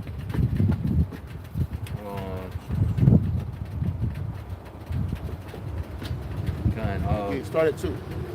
Revelations 7 and 2 says, and I saw another angel ascending from the east, having the seal of the living power, and he cried with a loud voice to the 4 angels to whom it was given to hurt the earth and the sea, saying, hurt not the earth, neither the sea, nor the trees, till we have sealed the servants of our power in their foreheads. And right, and that's right. And that seal is the name of the Heavenly Father, Yahweh, and his son is Yahawashi. And only ones that's going to get that is the elect. Starting off with the elect, 144,000, man. Right. And which is also this truth too as well. Go ahead. It says, and I heard the number of them which were sealed, and there were sealed 144,000 of all the tribes of the sons of Israel. So that's starting out. This is the governing body that the brother's about to read. Okay, because it's also going to be a mixed multitude of men, women, and children, Israelites, from out of all the 4 corners of the earth, all the nations of the earth as well. Right? It says, of the tribe of Judah were sealed 12,000, and of the tribe of Reuben were sealed 12,000, and of the tribe of Gad were sealed 12,000, and the tribe of Asher were sealed 12,000, and the tribe of Naphtali were sealed 12,000, and of the tribe of Manasseh were sealed 12,000, and the tribe of Simeon were sealed 12,000, and the tribe of Levi were sealed 12,000, and the tribe of Issachar were sealed 12,000, and of the tribe of Zebulun were sealed 12,000. That's right. And of the tribe of Joseph were sealed 12,000. That tribe of Joseph is Ephraim. Go ahead. And of the tribe of Benjamin were sealed 12,000. That's right. And so the tribe of Benjamin, the so-called West Indian, those people that live in the Caribbean islands, those are Israelites from the tribe of Benjamin. It says, and after, read the rest one? Read the verse 9. And after this I beheld, and lo, a great multitude which no man could number, of all nations and kindreds and people and tongues, stood before the throne and before the Lamb, clothed with white robes and palms in their hands. You know, white robe is righteousness, and those palms represent peace. And cried with go ahead. And cried with a loud voice, saying, salvation to our power, which sitteth upon the throne, and unto the Lamb. And that's Yahawashi. So let's go back to where we was at. Back in Isaiah 60 and verse 5, it says, and that's only for the children of Israel, man. That's right. You so-called Negroes, Latinos, Native Americans, and Seminole Indians, those that look and those that go back to us, salvation is for us, not the whole world, not these other nations. It's for us. But those we got our people scattered amongst other nations. That's who salvation is according to the Bible. It's for according to the Bible. Read Romans 1-5 real quick. Romans 1-5? Romans 9, 1-5. I'm sorry, brother. Romans 9, 1-5 real quick. We'll go back to Isaiah 60. I say the truth in Christ, I lie not. My conscience also bearing me witness in the Holy Spirit that I have great heaviness and continual sorrow in my heart, for I could wish that myself were accursed from Mashiach, for my brethren, my kinsmen, according to the flesh, who are Israelites, to whom pertaineth the adoption and the glory and the covenants and the giving of the law and the service of the Most High and the promises, who are the fathers, and of whom concerning the flesh Mashiach came, who is over all, God bless forever. Amen. And that's right. So salvation is for us. The promises, the glory, the covenant is for us. And not everybody on this planet is an Israelite. That's right. So let's go back to Isaiah 60, because our kingdom is going to be fresh to life. I'm not even going to say fresh to death, man. Our kingdom is going to be fresh to life, man. People gonna be hearing about what we got going on, and they're gonna come from miles and miles to see it, man. That's in the scriptures too. And the scripture says that it's like 10 of them gonna take hold of 100 gonna take hold of the skirt of the Israelite man, saying, "Hey, teach us your ways, teach us the ways of Yahweh Bashim Yahweh Shai." They're not doing that to them so-called Israelis over there, them 1948ers, but they're gonna do that for us. Because we're gonna be ruling this world in righteousness. It's nothing but righteousness is gonna be laid out on this earth, man. The way you see the earth today, everybody living how they want to live, all these heathens running around doing what they want to do, pushing this spirit of wickedness, that's not gonna be going on in the kingdom of heaven. There's not gonna be no confusion in the kingdom of heaven between a man and a woman. You go out into a club and you think you're talking to a chick, and it's really a man, and vice versa. That's not gonna happen in the kingdom of heaven, bro. You got people talking about children, little babies. What was like 4 to 8 years old? I think Biden said an 8-year-old could tell you, could change itself. That's off, man. It's not gonna be in the kingdom of heaven. Keep reading. That's right. It says, the multitude of camels shall cover thee, the dromedaries of Midian and Ephraim, all day from Sheba shall come. They shall bring gold and incense. And they ain't talking about these little sticks, man. We're talking about the real resins. Those are real incense, the ones that's worth money. That's right. There's certain incense you can't get on the market, bro. Oh yeah. I was looking at frankincense, and they have a store in Manhattan over in New York, where it's like the best resins, bro. And that shit is like they bring out the resin in like these special containers and shit. It looks like a luxury fucking shop, bro. I was that's like, real. Damn. Can you imagine having not just boatloads, but big cargo of that coming into the city, bro? And how good it's gonna smell? Yeah, I was gonna say that. And they're not even lit. It ain't gonna be lit yet. It's gonna be smelling good. Yep. That's what's gonna be in the kingdom, man. That's right. All those are natural resources. Incense, resin, that's a natural resource. That's right. Hey, what's it called? Green. You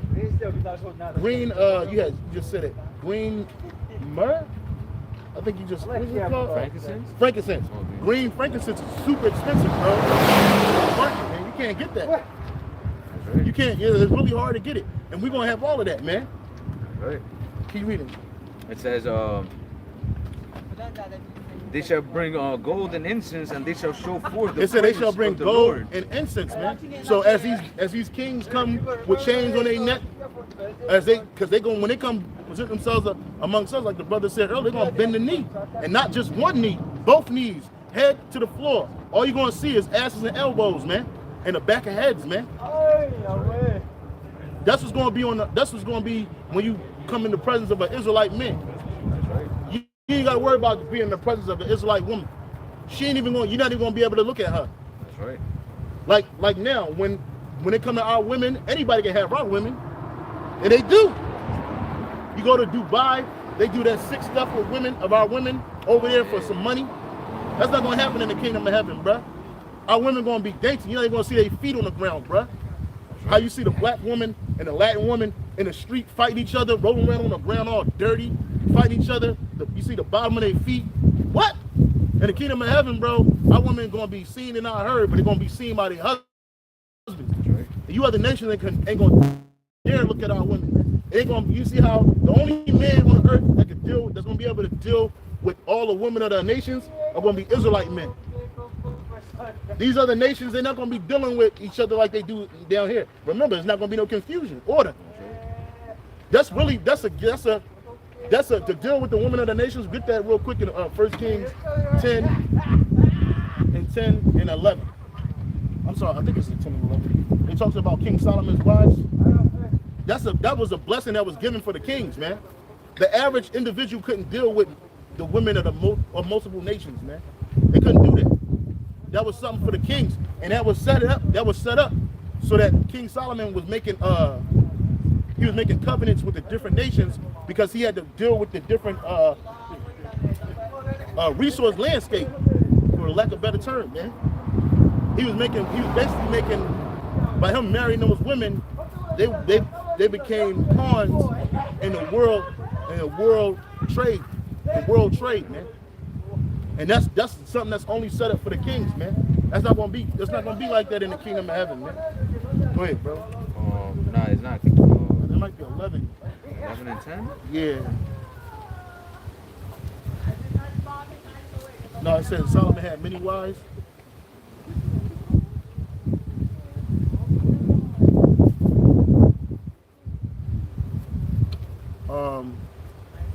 Hey, this is 1 Kings 11. I know it's in 11 and 3. Okay. 1 Kings 11 and 3, and he, speaking about King Solomon, has 700 wives, princesses, and 300 concubines. Yeah. And his wives turned away his heart. Start at what was that? 3. Start at the top. 1 Kings 11 and 1. But King Solomon loved many strange women, together with the daughters of Pharaoh, women of the Moabites, Ammonites, Edomites, Sidonians, and Hittites, and the nations concerning which the Lord said unto the children of Israel, ye shall not go into them, neither shall they come in unto you, for surely they will turn away your heart after their gods. And that's the reason. It wasn't that we couldn't deal with them, it's that if we did, we had to deal with them on a concubinage level. Man. Not a marriage level, not make a covenant with them. Because once we do that, we start worshiping their idols, which happened to King Solomon, and it happened to us. Go ahead. It says, so King Solomon had wives of the different nations, the Edomites, and best believe he ain't had no fat Tammy equal to Edomite, bro. He had the baddest Edomite woman that you could find, man. Right. He didn't have no, he was the richest king. Yeah. And beyond his riches, he was wise, but he was a king of all kings. So he got the best of everything. See, like our people, our men, we got to settle for the worst of everything, man. Even if you do get a Karen that look decent, she's still a demon. And she ain't really bringing nothing with the marriage, man, except her. Because her family probably disowned her, or you have children, but you don't really fuck with you like that. Nah, in the kingdom of heaven, bro, we're going to get the baddest of the baddest women. We're going to get the cream of the crop, man. We're going to get the best women, bro. Our women ain't going to have no fat on them, no cellulite. They're going to be virgins. She ain't going to be done laying through. She ain't going to hit the cop carousel and then come to you talking about she want to be a wife. Nah. She going to, even the Israelite woman is going to be a virgin when she deal with you, man. Right. You're going to have as many wives as the eye can see, man. All that one man, I'm a one woman man. And nah, bruh. That's not going to happen in the kingdom of heaven, bruh. You got it chopped. That's some shit that happened in America, bruh. Ain't no fucking one woman man shit, bruh. Fuck out of here, man. We're going to have women. You're going to have children, bruh. How a small one going to be a large nation, bruh? Come on, man. You going to do that with one woman? Even she going to get tired of being knocked up. Yeah. But hey, she going to get it. Go ahead. Back in Isaiah? Yeah. Back in Isaiah 60 and verse 7, it says, all the flocks of Kedar shall be gathered together unto thee, the rams of Nebaioth, and they shall come they shall come up with acceptance on mine altar, and I will glorify the house of my glory. That's right. Which is the nation of Israel. Which is us. It says, and even our land's going to be established, man. That's right. That's the first place y'all going to build up is Israel, buddy. That's right. Straight up. And our borders are going to be enlarged. So it's not going to be that stretch of land that you see right now. No. Our land going to stretch from Egypt all the way into what you call modern day Iraq, which is called ancient Mesopotamia. We're going to get the best portions of that, man. That whole land of Ham and Gog, the valley of the troops, that's going to be reconstituted too. All them dead bodies going to put earth into that land. Because when the body hit the soil, that soil is rich and fertilized. Yep. That's a good fertilization, man. Yeah. So all them bodies, man, they're going to turn that Petra, Seir, Mount Seir, that's coming to Judah. And it ain't going to be no desolate mountainous area, man. Hell nah, man. It's going to be like if you ever seen the movie Coming to America, the first one, the opening scene where they doing a flyover of Zamunda. Yeah. It was nothing but lush rivers and trees, jungle. That's how it's going to be in the kingdom of heaven for us, man. Because ancient Israel wasn't a desert land that they show you today. It was beautiful, man. Yeah, the Lord destroyed it because of the wickedness, man. Our wickedness destroyed that land. Our iniquities made dearth come to that land. Famine and plagues. But after the nuclear missiles clean that land, man, it's gonna be man. I've seen like you know, lookouts of those areas. Yeah. You know, and it's like desert obviously now, but you see how like the landscape, man, you can have vision to see like we're talking about rivers, animals, and all that, man. It's gonna be a beautiful place, man. It's gonna be beautified, man. Because that's how it was. The Lord said He's gonna make it even better than before. That was the garden planted eastward in Eden. Idon is the earth. This is Idon. All this earth is Idon. The earth was supposed to be a paradise, man. It wasn't supposed to be a naked, barren land, man. Shit, even Africa, bro. Like, as much as I hate that land, bro, that place gonna be beautified. The whole earth's gonna be beautified again, man. Anywhere we touch is gonna be nice, man. And it's still places in the world that still look like that. The brother, the priest here had put me on to Sweden, parts of Sweden. I think you were showing me, bro. Yeah. Niggas don't even go there. Hell no. Damn, Jake gonna be up in there like in the swarms. You know what I'm saying? Jake wanna go to the Caribbean or some shit, or go to the Dominican Republic and shit. Yeah, hell yeah. You know? Nah, man. I saw a Jake woman. She did go there. She drank right out the creek, bro. Oh yeah. She put a little water bottle in there, and it was the water. You can still drink it. Yeah. Hell That's how it's supposed to be, man. Instead, you got to go to the store and try to get some pH water, man. That's over 9. Yeah, and them places are expensive to go to, man. Yeah. You know, because it's like Edomite land. Yeah. And they do that on purpose. Yeah, you got to spend like an absurd And when you go there, you're you're gonna be hated. You're gonna feel the hate. Nah, man. In the kingdom of heaven, man, it's gonna be nothing but love, man. And that one sister, she had a dream, and she said that she stepped off the chariot with her husband. She was walking behind him, and she said she was goots. She seen some goots. She said flat face. She said I think she called them flat face motherfuckers and shit. But anyway, they were paying homage, man. They were, even if they were gonna get bad judgment or good judgment, they were paying homage and they were happy to see us, man. That's how it's gonna be in the kingdom, man. Well, let's keep on reading.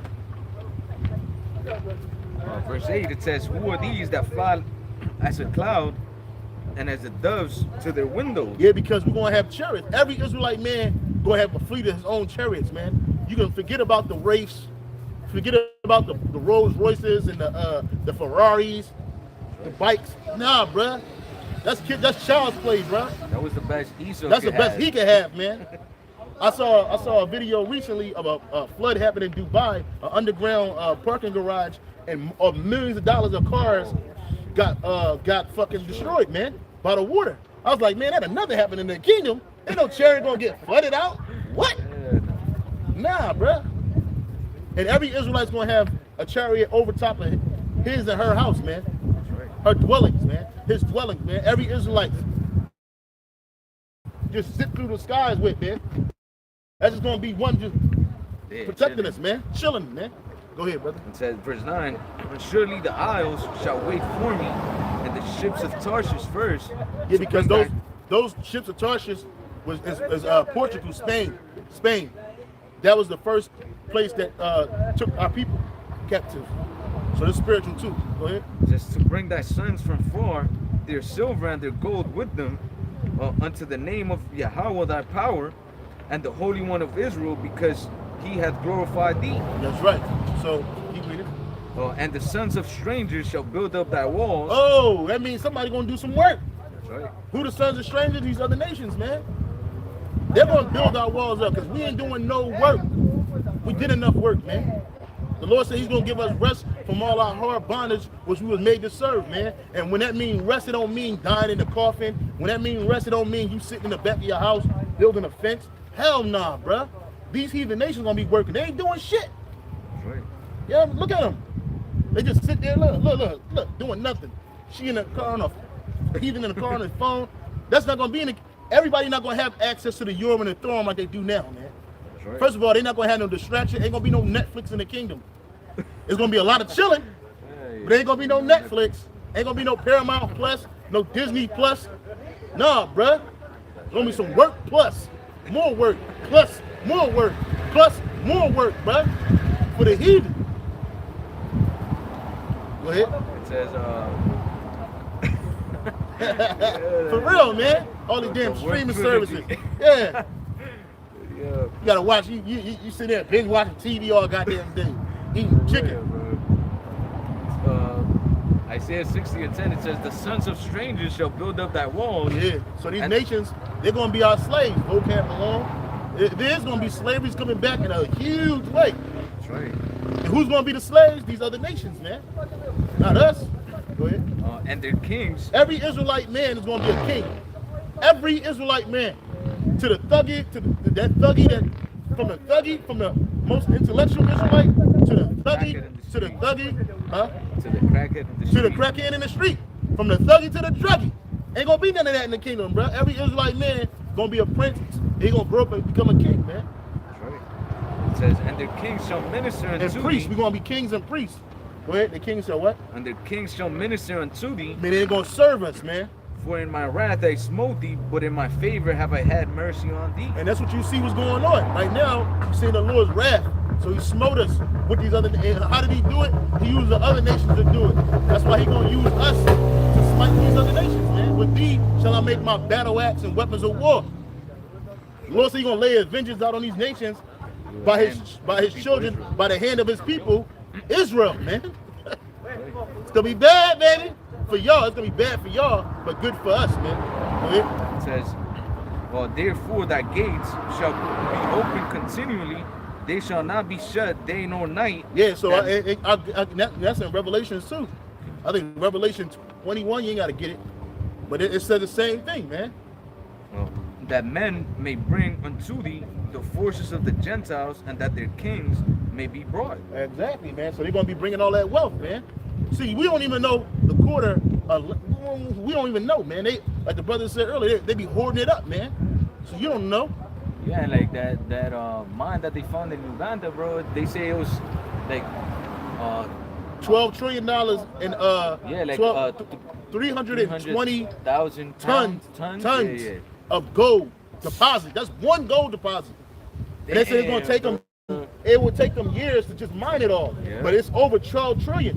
Yeah, it's over $12 trillion of gold, pure gold, bro. So guess what, man? That's coming to us. Yeah. Hey, the Lord gonna make dust as the gold, man. Dust as the gold. Gold as the dust of the earth, man.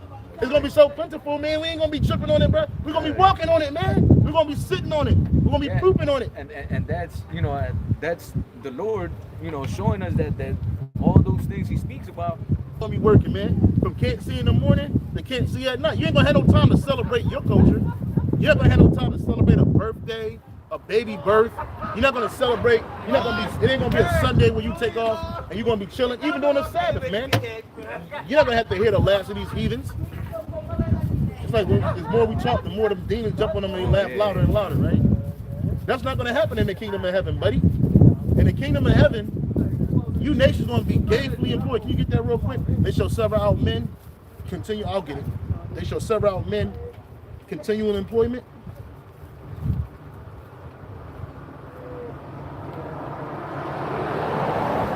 This is Ezekiel 39 and 14.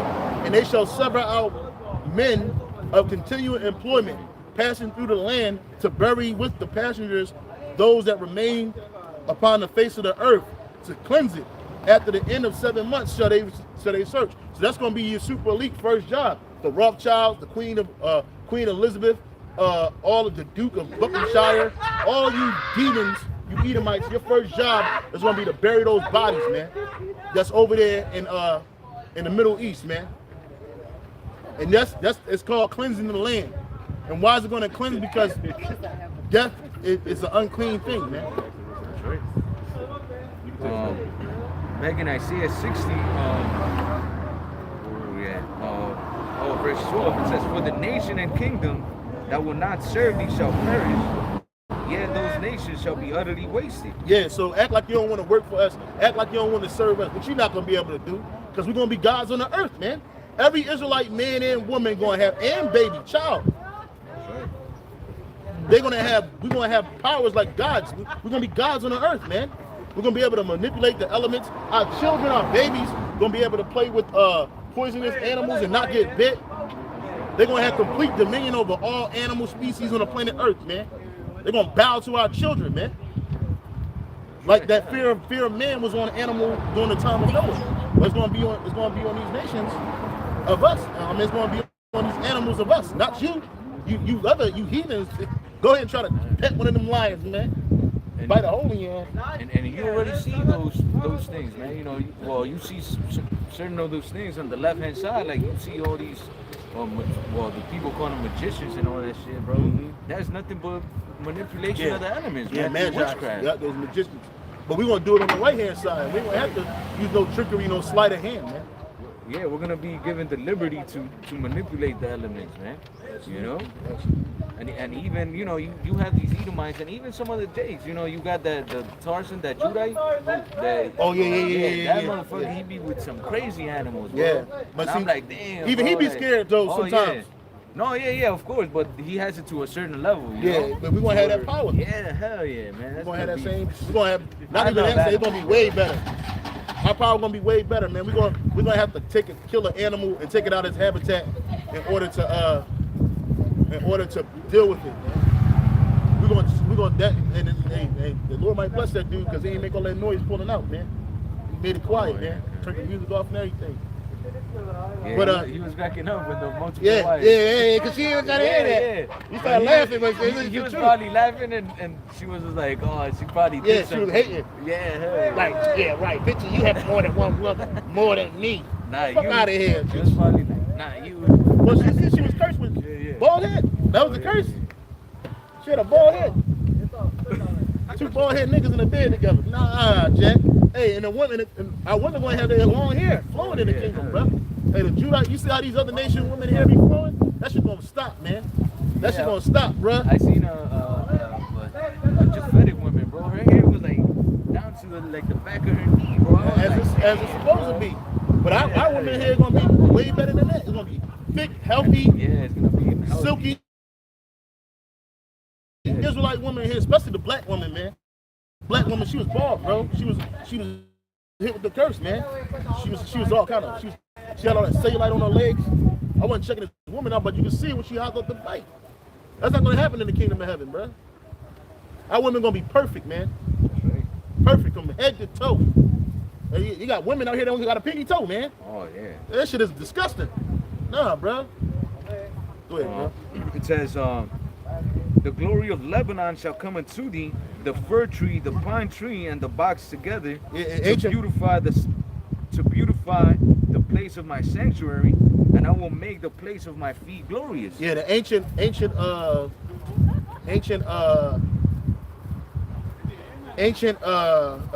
Lebanon was beautiful, bro. There, even on their flag is the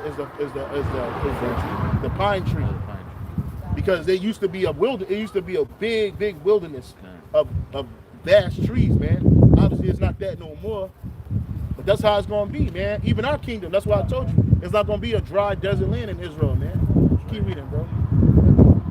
Verse 14. The sons of them that afflicted thee shall come bending unto thee. That's all you nations, man. You're going to be bending down, man. Crawling to us, man. And you never going to show your back to one of us, man.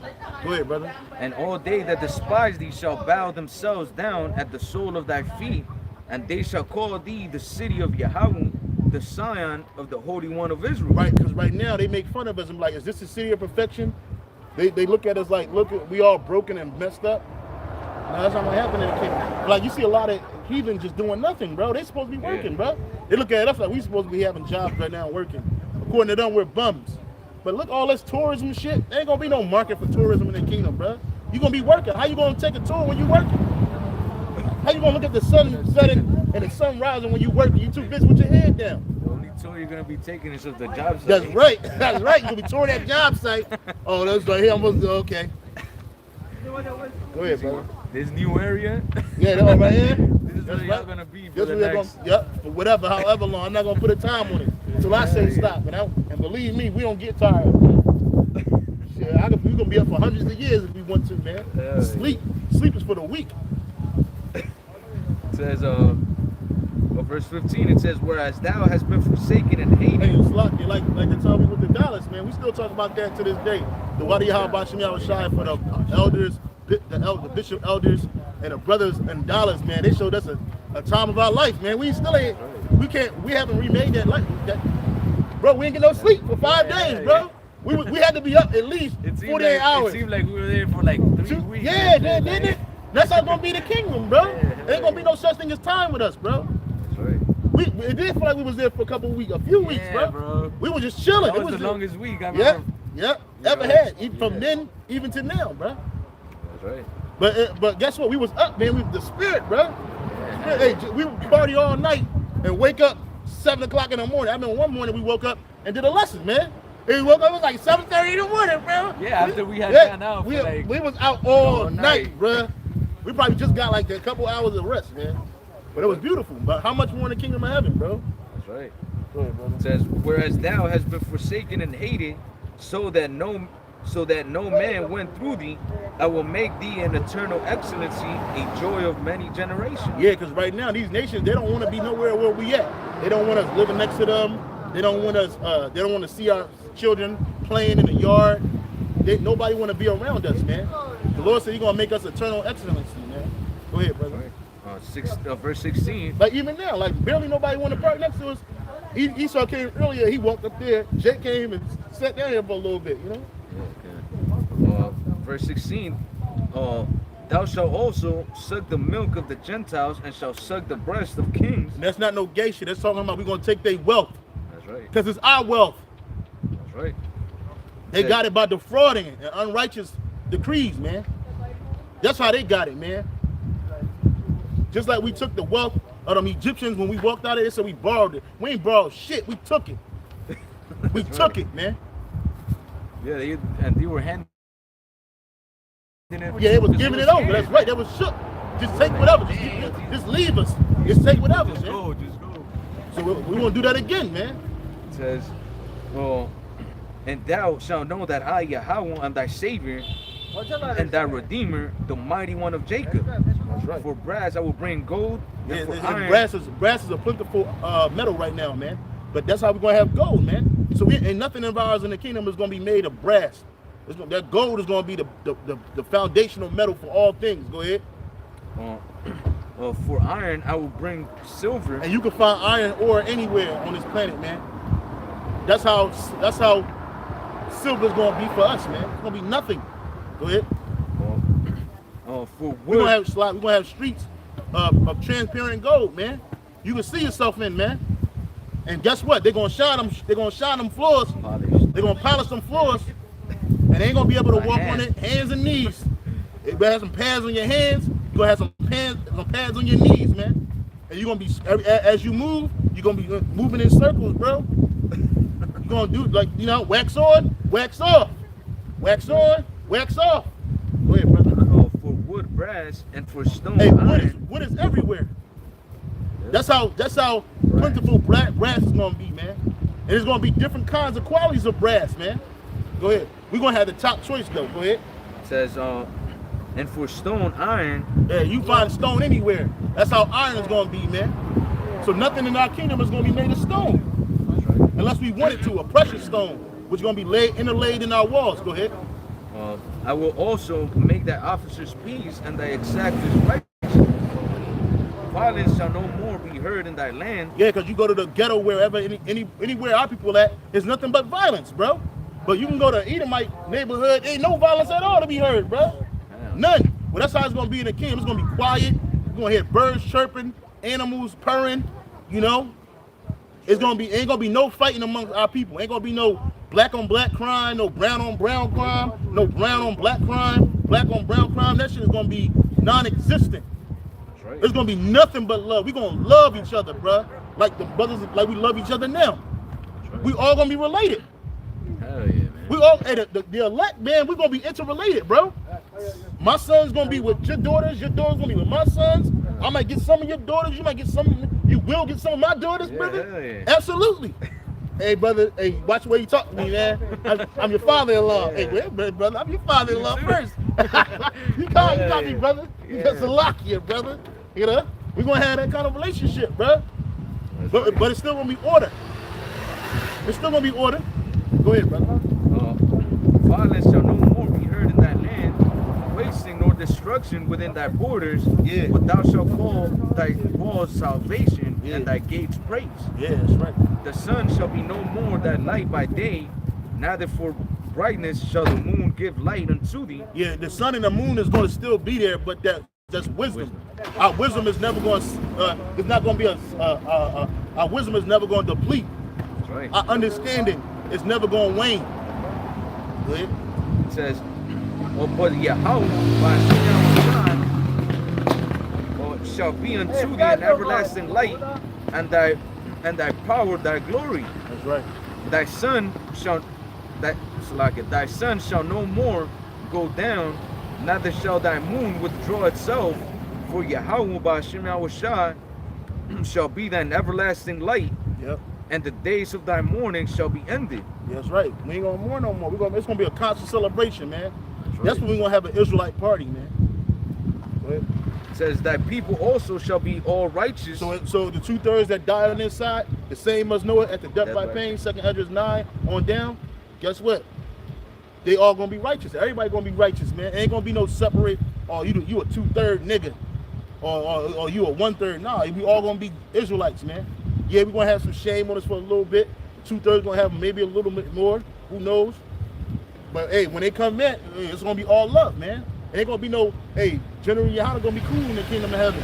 Nate gonna be cool in the kingdom of heaven. Polite gonna be cool in the kingdom of heaven, man.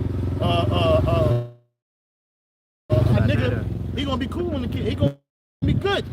He gonna be somebody. All the men gonna be somebody's son. Elder Lahab, that dude, he gonna be right. Everybody's gonna be, hey, Taza Black here.